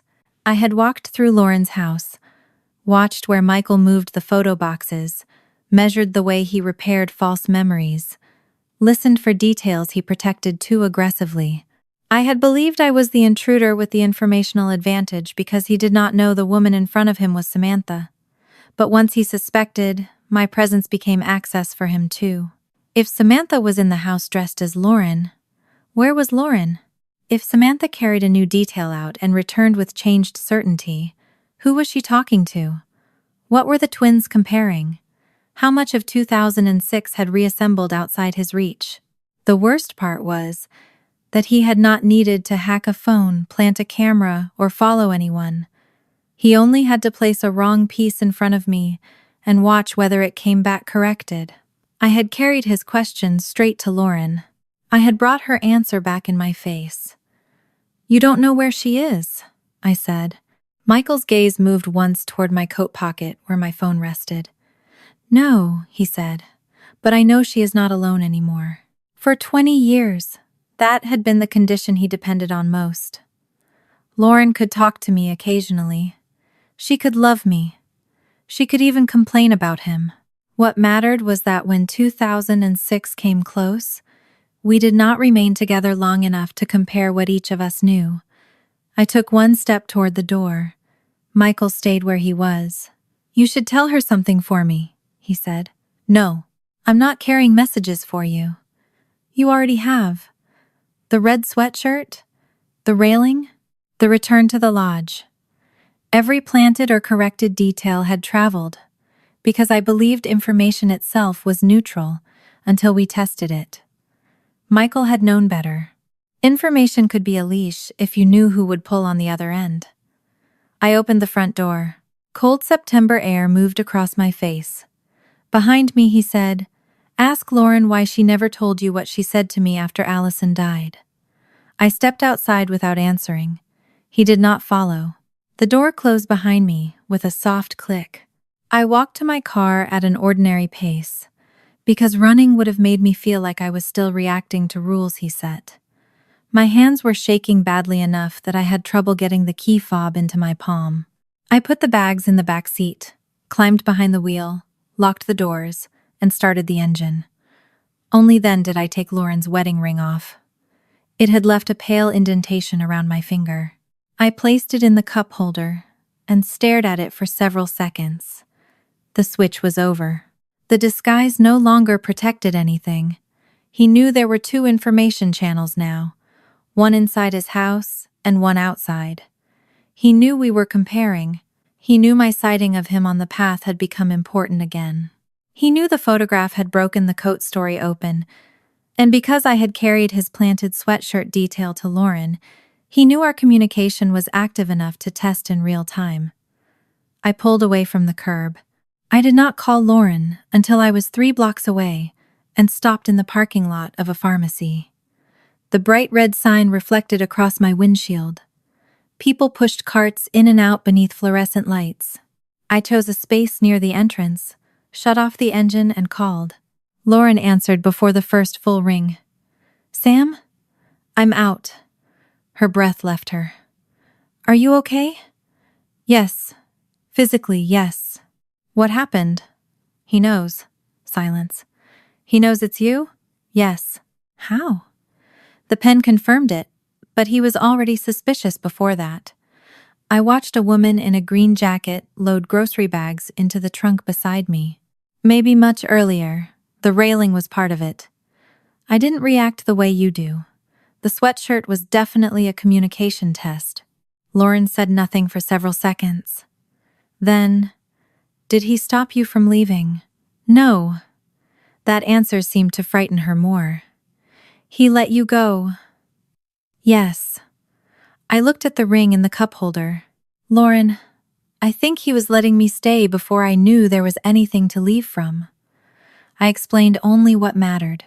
No reenactment of every question. No attempt to make myself sound clever. I told her he had watched the planted detail travel, that he knew the twins were comparing information, that he had turned the impersonation into a way of measuring the investigation outside the house. When I finished, Lauren said, "Then we stop."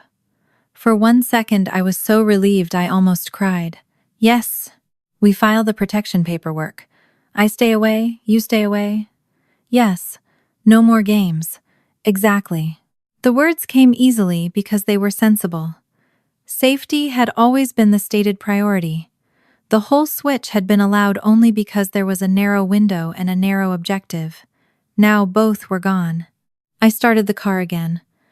"I'm coming back," I said. "Don't check anything else from 2006 right now. Don't contact anyone from the old lodge group. Don't answer Michael. He may be waiting to see what moves after I leave." "Okay." "And Lauren?" "Yes." He tried one more thing as I went out. "Asked why you never told me what you said to him after Allison died." Her breathing changed.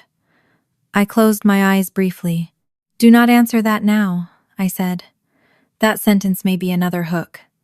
A long pause. Then Lauren said, "You're right."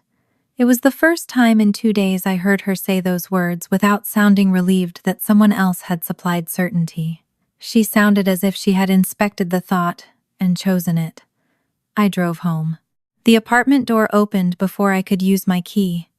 Lauren stood there wearing my old gray cardigan over her clothes from the night before. The bruise on her wrist had darkened to purple and blue. Behind her, Lucy sat cross-legged on the living room rug with her math folder open and a cup of apple juice beside her. The moment she saw me, Lucy scrambled up. "You're back." "I promised." Her eyes traveled over my face, hair, Lauren's charcoal top, then down to my bare left hand. "Where's Mom's ring?" "In my car." She looked at Lauren. Lauren gave her a small nod. "That's okay." Lucy looked back at me. "Did Dad know?" "Children never ask the version you prepared for." I set the bags down. "By the end, yes." Her face tightened. "Was he mad?" "I don't know." That was the honest answer. Michael had been controlled, curious, strategic, perhaps angry somewhere, beneath all of it. I was done teaching Lucy that adults' inner weather could be read accurately enough to keep everyone safe. "He let me leave," I added. "And I left." Lucy absorbed that. "Okay." Then she spotted her purple backpack and ran to it. The change was so abrupt and childlike that it almost made me smile. 1 second she was asking whether her father had discovered a deception. The next she was pulling at the zipper, because an 8-year-old school life still existed inside the same universe. "My reading log." "It's in there," I said. "And my library book?" "Also there." She unzipped the main compartment. Papers shifted. A pencil pouch slid sideways. Then a small spiral notebook fell onto the rug. Lucy moved faster than I expected. She snatched it up and pressed it against her chest. Lauren noticed. "What's that?" "Nothing." The speed of the answer made all three of us still. Lauren did not reach for it. "Okay," she said. Lucy looked surprised.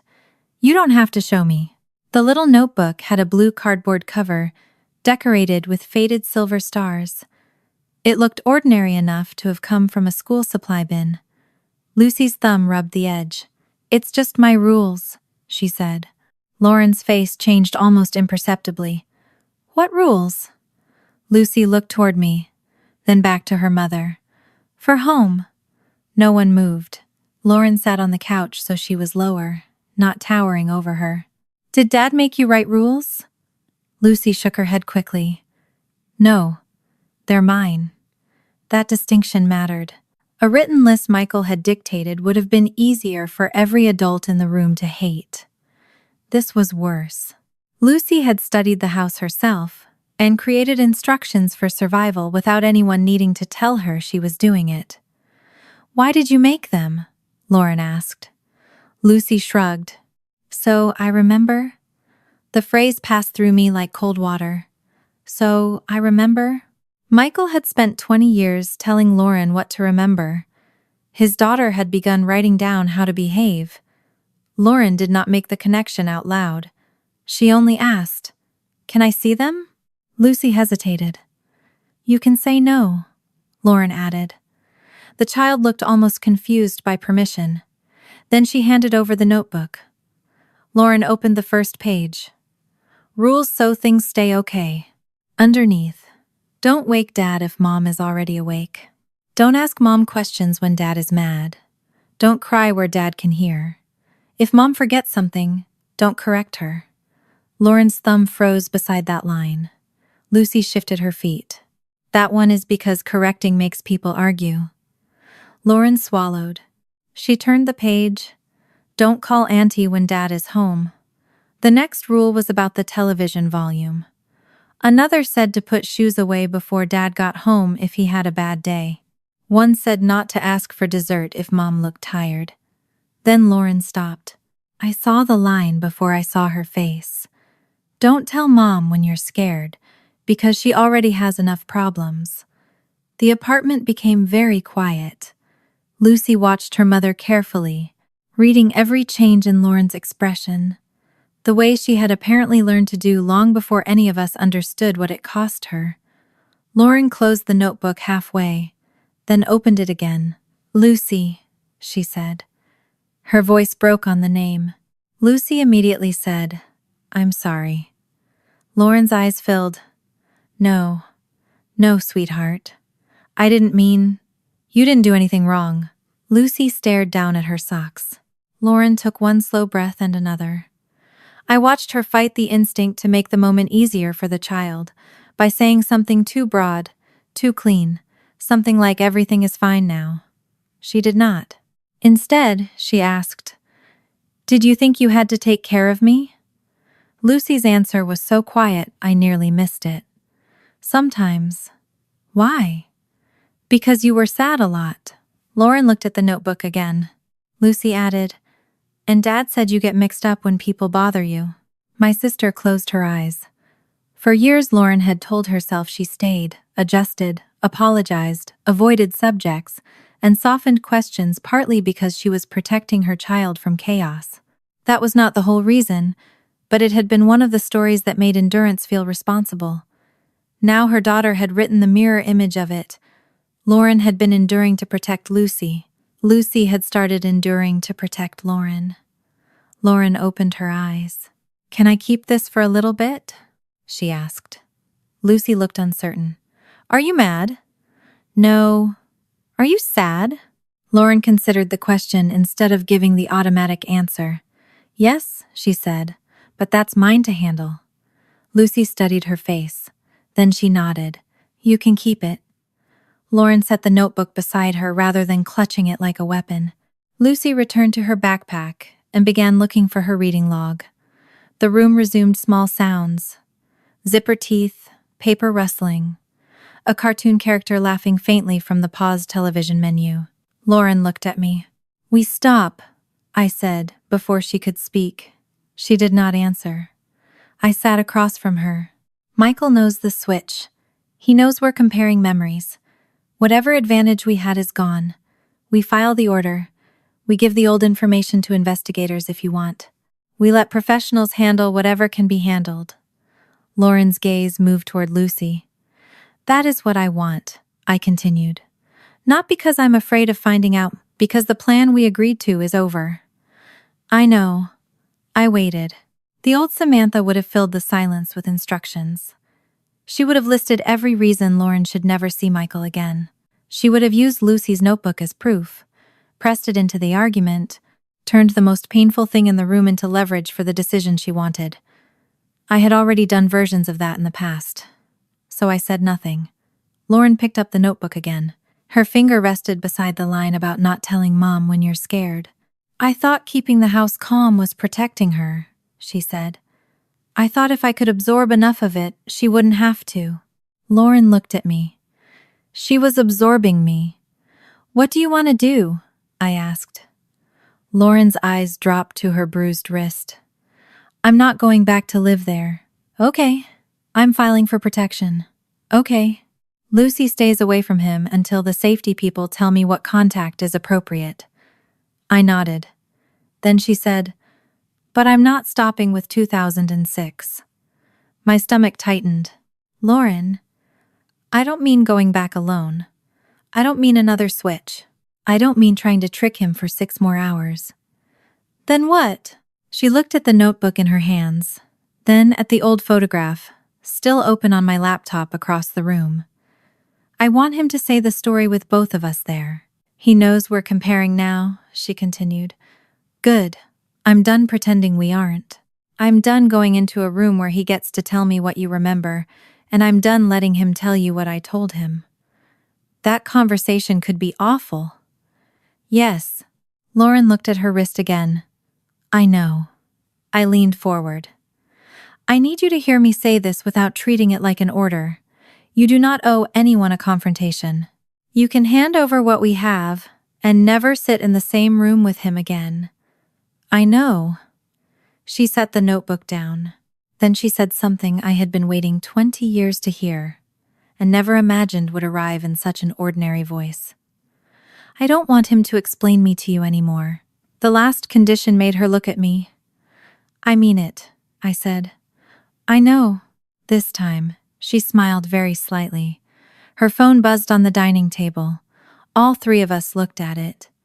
Lucy went still for half a second, then deliberately looked back down at her reading log. The effort was visible. A child practicing not making every adult signal her responsibility. Lauren picked up the phone. Michael. 1 text. You know what happens when you let your sister tell you what you remember. I watched the old reflex move through her body, shoulders tightening, thumb beginning to rub against the inside of her hand, breath going shallow. She looked at me. I said nothing. Lauren unlocked the phone and typed, I'll meet you to get the rest of our things. She paused, then added, Samantha will be with me this time. By the time we left my apartment, Lauren had changed clothes, returned the spiral notebook to Lucy, and taken her wedding ring back from the cup holder in my car. She did not put it on.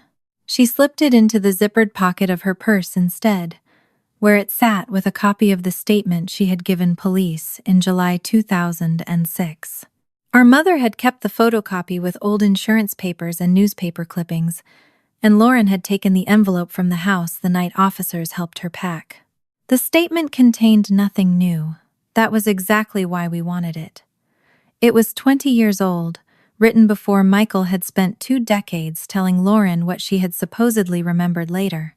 Lucy was not coming with us. That decision did not require debate. A woman Lauren trusted from work had agreed to stay with her at my apartment for the afternoon, and Lucy had been told only that her mother and I were going to pick up more things. She asked whether Dad would be there. Lauren said yes. Lucy looked at the floor for a few seconds, then asked whether she could finish her reading log while we were gone. It was the first time all day she had responded to an adult problem by returning to a child problem.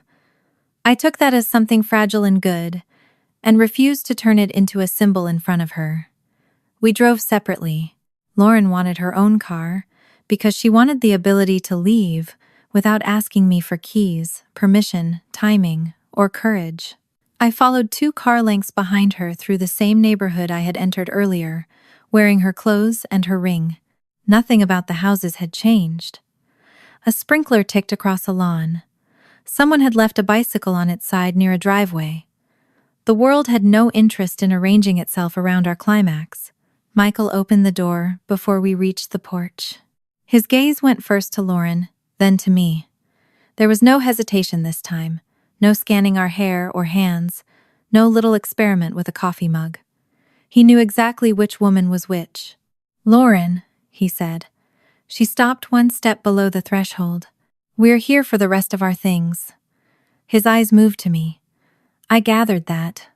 Lauren entered first. I followed. He did not close the door all the way behind us. Whether that was for our comfort, his appearance, or his own calculation, I did not ask.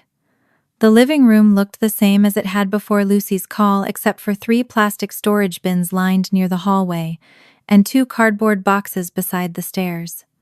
Michael had packed efficiently. Lucy's winter clothes sat folded in one bin.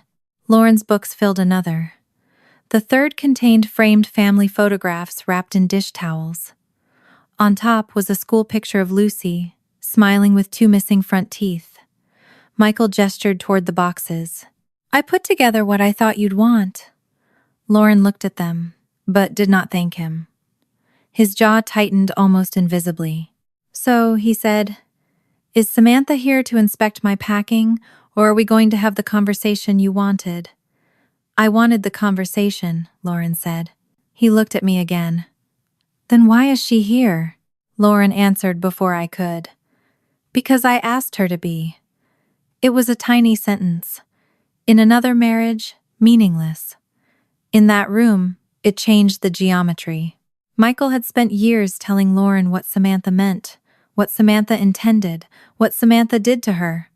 Now he had asked a question about me, and Lauren had answered directly without looking at my face first. Michael noticed. "You asked her to impersonate you in our home," he said.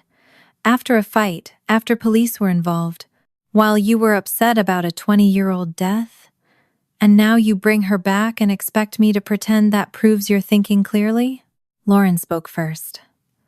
"I'm not asking you to decide whether I'm thinking clearly." Michael's attention returned to her. I stayed quiet. "Did she tell you everything she did in here today?" Lauren's thumb moved once against the inside of her hand and stopped. "She told me what she chose to tell me. I asked questions. She answered them." "That is not what I asked." "I know." His expression changed at the words. I had heard Lauren say "I know" 100 times as surrender, as apology, as a signal that the correction could end. This time she used it to refuse his premise. Michael sat in the armchair beside the window. "Fine. Then let's stop performing. You want to talk about Allison." Lauren did not sit. Neither did I. "Yes." He leaned back and looked at both of us. "What exactly do you think happened?" It was a good question, because it invited us to overclaim. If we accused him of killing Allison, he could attack the gaps. If we built a full timeline, he could correct every uncertain piece until we were defending speculation instead of examining his knowledge. We had discussed that in my kitchen. The goal was not to tell Michael what happened and wait for him to deny it. Lauren opened her purse and removed the old statement. The copy was soft at the folds, the toner grayed at the edges. She did not wave it at him. She placed it on the coffee table. "You remember this?" she asked. Michael looked down. "Your statement." "My statement from that night." "The next morning." Lauren's eyes lifted. "Yes. The next morning." Lauren unfolded the page. "I told police Allison and I argued at the upper landing near the boathouse. I told them I left her alive. I told them I walked back toward the lodge. You were exhausted." "I was." "You had been drinking." "I had." "You were in shock." "I probably was." The answers seemed to frustrate him, more than denial would have. Lauren was no longer fighting every fact that made her imperfect. She could have been angry, drunk, cruel, frightened, and still not have returned to the boathouse. Michael's old structure depended on guilt behaving like proof. He looked at the statement again. "You know that was not everything you told me." Her shoulders tightened. I saw the reaction, before she could hide it. Her breath shortened. The color left her face. One hand closed around the strap of her purse, as if she needed something solid to keep from drifting backward 20 years. Michael saw it too. His voice softened. "You know what you did." The sentence was quieter than I expected. No accusation, no raised voice. Just the key he had used so many times that Lauren's body still recognized the shape before her mind could reject the lock. She looked at the floor. I wanted to speak. I did not. Our rule was simple. If she wanted out, we left. If she froze, we left. But I would not decide that a tremor meant she had lost the ability to choose. I moved half a step closer to the door instead of closer to her. "We can go," I said. Michael's eyes flicked toward me. "Of course you can. That's what Samantha does. She opens the wound and then calls, leaving a boundary." The words found the old bruise between Lauren and me with perfect accuracy. Lauren lifted her head. "Not yet," she said. I nodded once. Michael's mouth tightened. "You see what she is doing? She decides what counts as pressure, what counts as memory. When you stay, when you leave." "No," Lauren said. He stopped. She offered to leave. Lauren's voice was not strong in the theatrical sense. It shook. I said no. A strange quiet entered the room. For the first time, I understood that defeating Michael's version did not require Lauren to stop being afraid of him. It required fear to stop being accepted as evidence that he was right. Lauren looked down at the statement again. "I remember leaving Allison at the upper landing. I remember walking back toward the lodge. I remember being angry. I remember wishing I could take back what I said to her. Those are mine." Michael rubbed one hand over his jaw. "And the part where you went back? I don't remember it. You told me you did. That's what you say. Because you did." Lauren's thumb started rubbing her palm again. She noticed and stopped it herself. Then she said, "Let's say Sam and I are wrong about the timing. Let's say she saw you later, exactly when you always said. Maybe Allison left the upper landing after I went inside, walked down toward the lower dock by herself, slipped on the lakeside boards, and was already in the water before you ever got there." I felt the test settle into the room. We had built the sentence deliberately from pieces Michael had spent years policing. It contained no accusation against him. In fact, on the surface it gave him an easier story. Lauren leaves, Allison moves alone, an accident happens, Michael arrives later. It was wrong in one important way. Michael had repeatedly insisted on a very specific later position for Allison, in the version Lauren supposedly confessed to him. If he accepted Lauren's new version, he would weaken the private story he had used to bind her. If he corrected it, he would have to explain where his knowledge came from. He took the second path almost immediately. "No," he said, "that is not the order." Lauren looked at him. "What isn't?" "Allison wasn't at the lower dock when you went back." Lauren did not move. Michael leaned forward, attention sharpening the way it had when I deliberately gave him the wrong railing. "You told me she was still by the outside steps. You said she turned away from the landing and had one hand on the wall side rail. She backed down 2 steps before." He stopped. He stopped because all 3 of us heard the source problem at the same time. Lauren's face had gone completely still. I asked the only question that mattered. "Who told you that?" Michael looked at me with open irritation. "Lauren did." "When?" "That night." "Before police interviewed her?" "Yes," Lauren said. "I told police I left Allison at the upper landing." Michael turned toward her. "Because by morning you were already blocking pieces of it." There was his defense, not stupidity, not surrender. The same explanation that had protected every contradiction for 2 decades. If Lauren's contemporary account disagreed with Michael, then trauma had erased the private confession. If she remembered something else now, Samantha had contaminated it. If he knew something she did not, she had once told him and forgotten. Lauren touched the edge of the old statement. "What exactly did I tell you?" Michael's eyes narrowed. "We have been through this. Then go through it once with both of us here." He looked at me as if my presence itself were contamination. "That is precisely the problem." "No," I said. "For 20 years, that was the solution." Michael stood. "You think putting 2 incomplete memories together creates truth? It creates reinforcement. You 2 have always done this. One of you says maybe, the other says yes, then neither of you knows who started it." "That can happen," Lauren said. That's why I'm not asking Sam to tell me what I remember. She tapped the old statement. I'm asking where your later details came from. They came from you. Then why did you spend 20 years telling me I could not remember saying them? Because you couldn't. And when I asked for specifics, you told me asking was part of the problem. Because it was destroying you.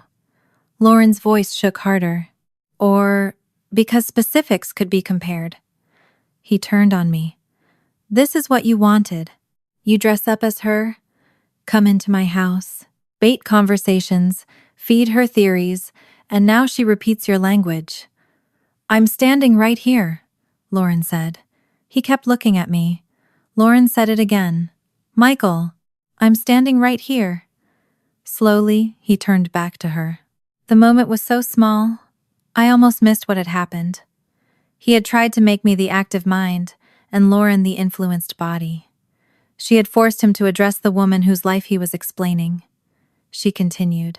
Sam wore the cream coat later. That is not a theory. She told police in 2006 that she saw you walking toward the boathouse. That is not new. The photographs may help place her movement differently, but they are not a magic clock. I left Allison alive at the upper landing. That is what I said then, and it is what I remember now. Michael opened his mouth. Lauren lifted one hand. Wait. He actually did. She looked at me. Tell me only your part. I remember borrowing your coat because I was cold, I said. I remember going toward the parking area later while I still had it on. I remember seeing Michael walking toward the boathouse path. I told police that. I could not tell them the time. Lauren nodded. That's yours. Yes. Then she looked back at Michael. And all the pieces between my memory and hers the second trip. The railing, what Allison supposedly did after I left. What I supposedly told you afterward, those came from you. Michael's face hardened. They came from you through me. Lauren closed her eyes for 1 second. There it was in its purest form. Through me. For 20 years, Michael had made himself the necessary bridge between Lauren and her own past. Even now, with her contemporaneous statement on the table and her twin beside her, he insisted that the only path to Lauren's missing memory ran through him. He stepped closer to the coffee table, but not to Lauren. You were shaking so badly you could barely hold a cup. You told me you went back. You told me Allison was still on those steps. You told me she turned when she heard you behind her. You told me... Stop, Lauren said. He stopped. Her face had drained of color again, but this time she did not look at me for the next answer. You just changed it, she said. Michael frowned. Changed what? You said I told you. She turned away from the landing and backed down 2 steps. Lauren's eyes stayed on him. Now you're saying she turned because she heard me behind her. That is the same sequence. No, it's the same direction. He tried one last time to restore the old debt. I protected you, Lauren. Whatever you want to believe about the coat now, I protected you when nobody else knew what to do with you. I stayed. I kept police from treating you like a suspect. I lived with what you told me. I carried it so you didn't have to. You keep saying you protected me from what I did, she said. But the coat wasn't me. Sam really wore it. You told police the truth and told me it was a lie you risked for me. Sam really did see you going toward the boathouse, but I spent 20 years hearing that sighting only inside your later timeline. And every time I tried to ask how you knew the parts after I left Allison, the answer was that I had told you and forgotten. Michael's mouth tightened. Because you had. Maybe you believed that, Lauren said. Maybe you have told yourself that for 20 years, she continued. Maybe you think if you repeat something long enough it becomes the kindest version. I don't know yet exactly what happened after I left Allison. He seized the opening. I do. Lauren looked directly at him. That is the problem. Michael's face finally lost some of its practiced calm. You think Samantha's fragments erase what you told me? No. You think a photograph proves I lied? No. You think because I remember details you don't, that makes me responsible for Allison? No. Lauren took the old statement from the table and folded it along the existing crease. I think my not knowing does not make you right. Michael stared at her. She slipped the statement back into her purse. I remember leaving Allison alive. I remember walking back to the lodge. I do not remember returning to those steps. I do not remember telling you that I did.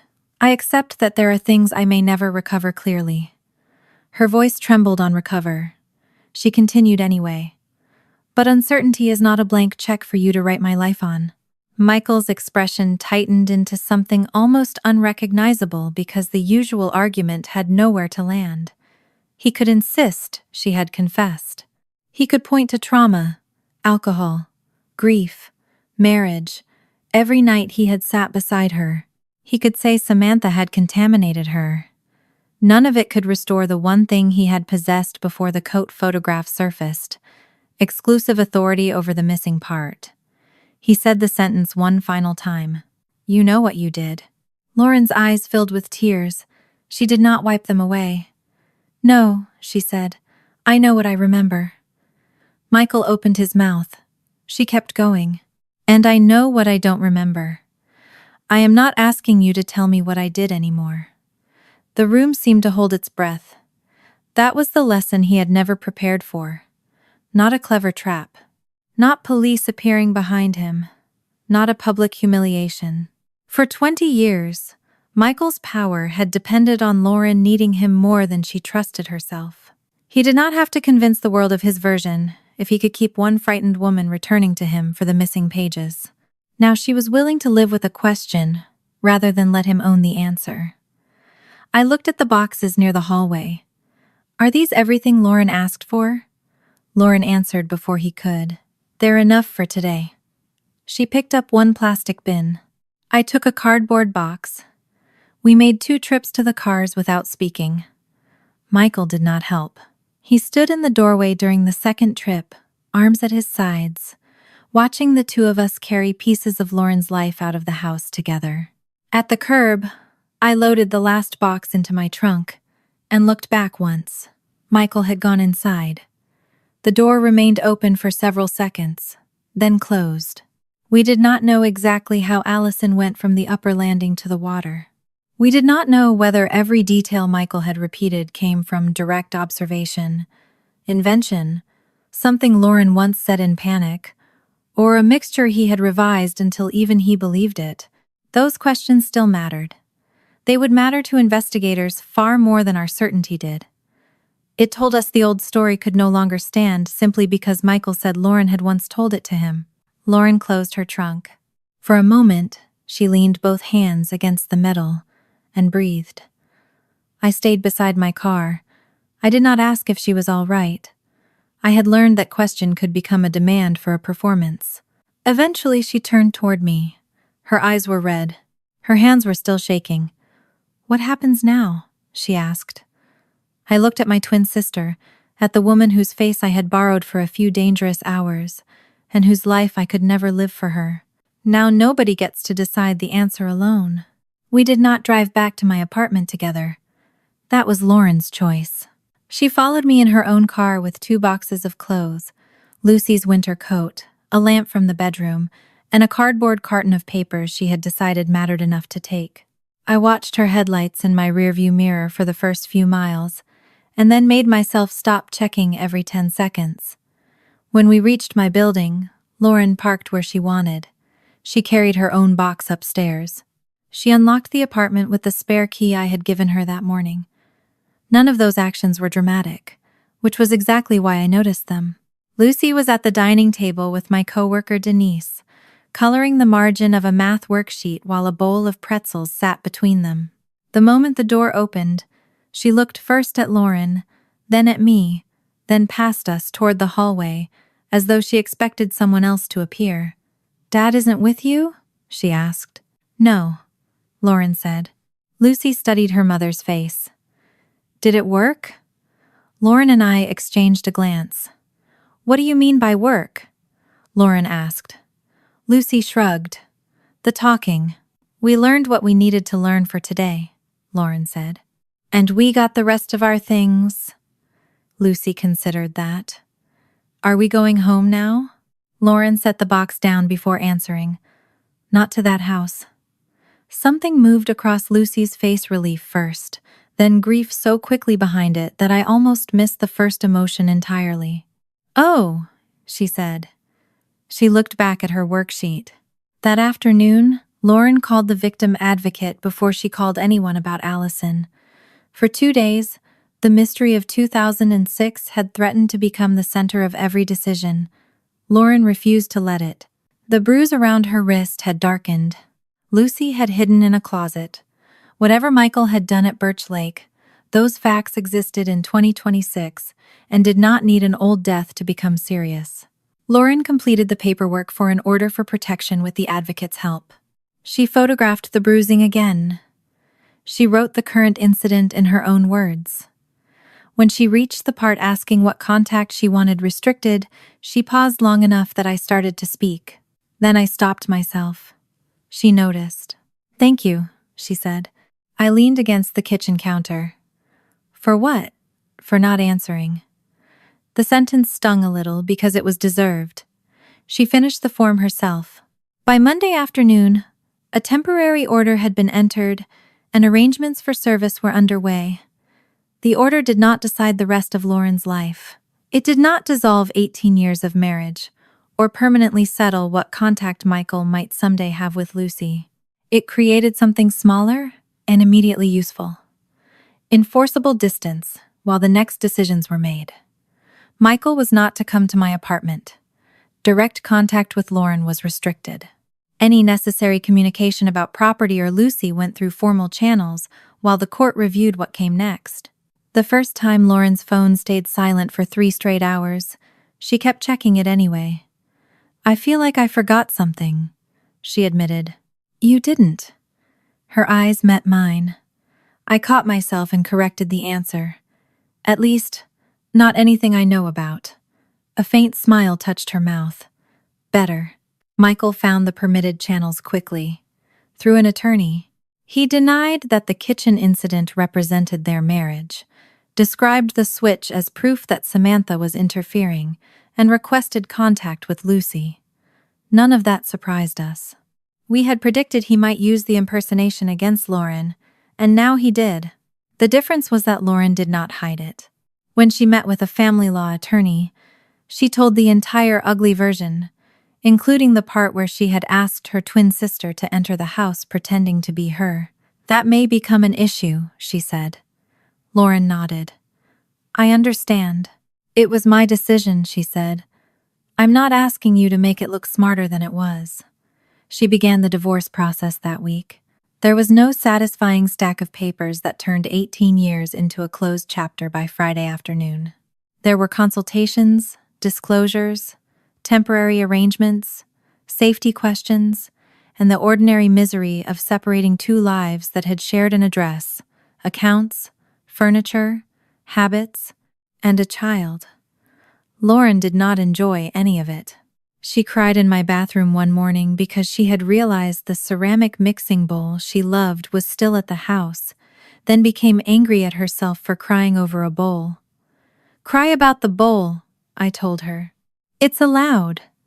She laughed through tears. "You're making rules now?" "No. Suggestions. Careful.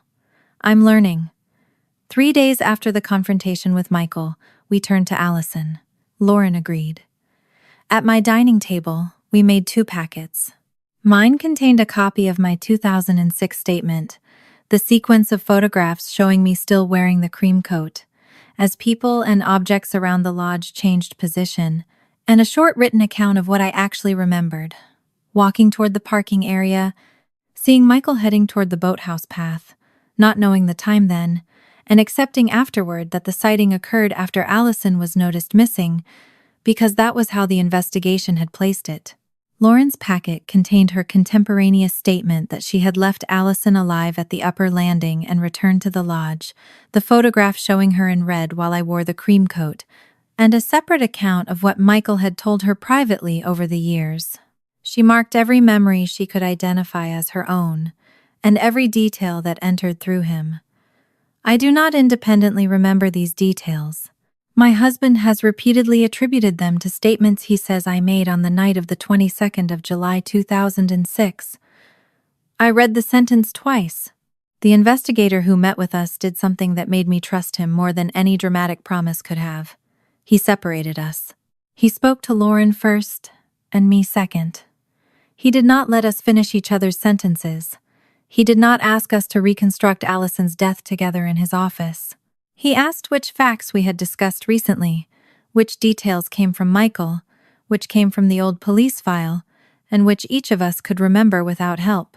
When it was my turn, I told him the least exciting truth possible. I saw Michael walking toward the boathouse. I said that in 2006.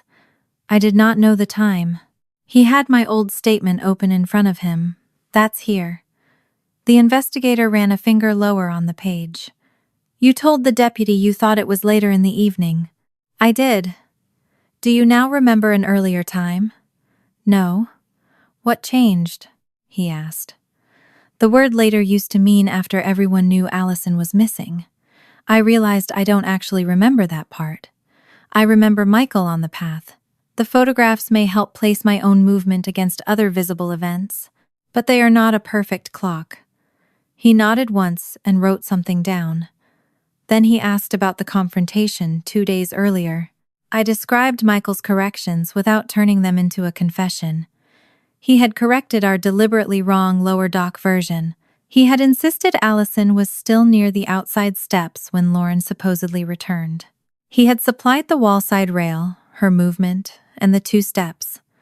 When pressed on how he knew, he attributed everything to Lauren telling him that night. Could she have told him? The investigator asked. Yes. But? The investigator asked. But her statement from that morning doesn't contain them. His public timeline placed him there later. And he has used those private details for 20 years to convince her she went back. The investigator closed the folder partway. That is something we can compare against the full case file. It is not something I can answer for you today. I know. The old file moved. The investigator requested the archived scene material, original interview notes, photographs, and medical examiner records for formal review. He told us he would compare who knew what and when, including whether details Michael now attributed to Lauren appeared anywhere in the contemporaneous record, before he could reasonably have learned them later. He also said people connected to the original investigation might need to be re-interviewed. Michael's next move came through his attorney 2 days later. He claimed our contact with investigators showed that the domestic incident had been used as an excuse to revive Samantha's obsession with Allison Reed. Lauren took the page from me. What are you going to do? I asked. Nothing. You don't want to answer that? No. She put the paper back in the folder. My attorney can answer what needs answering. I'm not spending another night proving to him that I'm allowed to ask questions. He could not make them the center of the room. 2 weeks later, the sheriff's office called Lauren and me separately. The investigator did not say the words I had once thought I wanted to hear. He did not tell us Michael had killed Allison. He did not tell Lauren she was cleared of every fear she had carried. He said the review had identified enough unresolved conflict in the old chronology and source of several key details that Allison Reed's death was being reopened as an active supplemental investigation. The original accidental death finding had not magically vanished.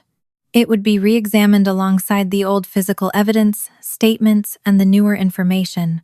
More interviews would follow. The county attorney would decide what, if anything, the evidence eventually supported. Lauren thanked him and ended the call. Then she sat at my kitchen table for a long time without speaking. I waited. Finally, she said, "I thought I would feel innocent." The sentence surprised me. What do you mean? I thought if they reopened it, something in me would click and I'd finally feel like I didn't do anything. She looked down at her hands. I still don't know what happened after I walked away from Allison. No, and that still scares me. I know. She looked at me sharply. I almost apologized for the phrase, then realized she was smiling. Sometimes you do know, she said. Occasionally. Don't get used to it. That was how our relationship started coming back, not as a grand reconciliation, but as permission to be imperfect in the same room. Lauren did not move permanently into my apartment. After 3 weeks, she found a small 2-bedroom rental 10 minutes from Lucy's school. I offered to help compare leases because contracts were literally my job. She let me read the language about the security deposit and nothing else. "You don't want my opinion on the neighborhood?" I asked. "I already chose the neighborhood. What about the parking?" "Sam." I raised both hands. "Learning." The place had pale walls, cheap carpet, a narrow balcony, and a kitchen drawer that stuck unless you lifted it before pulling. It was not symbolic freedom disguised as real estate. It was a rental with bad cabinet hardware and a laundry room down the hall. Lauren loved it anyway because she had chosen it before asking what anyone else thought. Lucy's response was harder to read. On the first evening, she walked through the empty rooms twice and asked where Dad would sleep if he visited. Lauren crouched beside her in what would become Lucy's bedroom. "Dad isn't going to sleep here. Ever?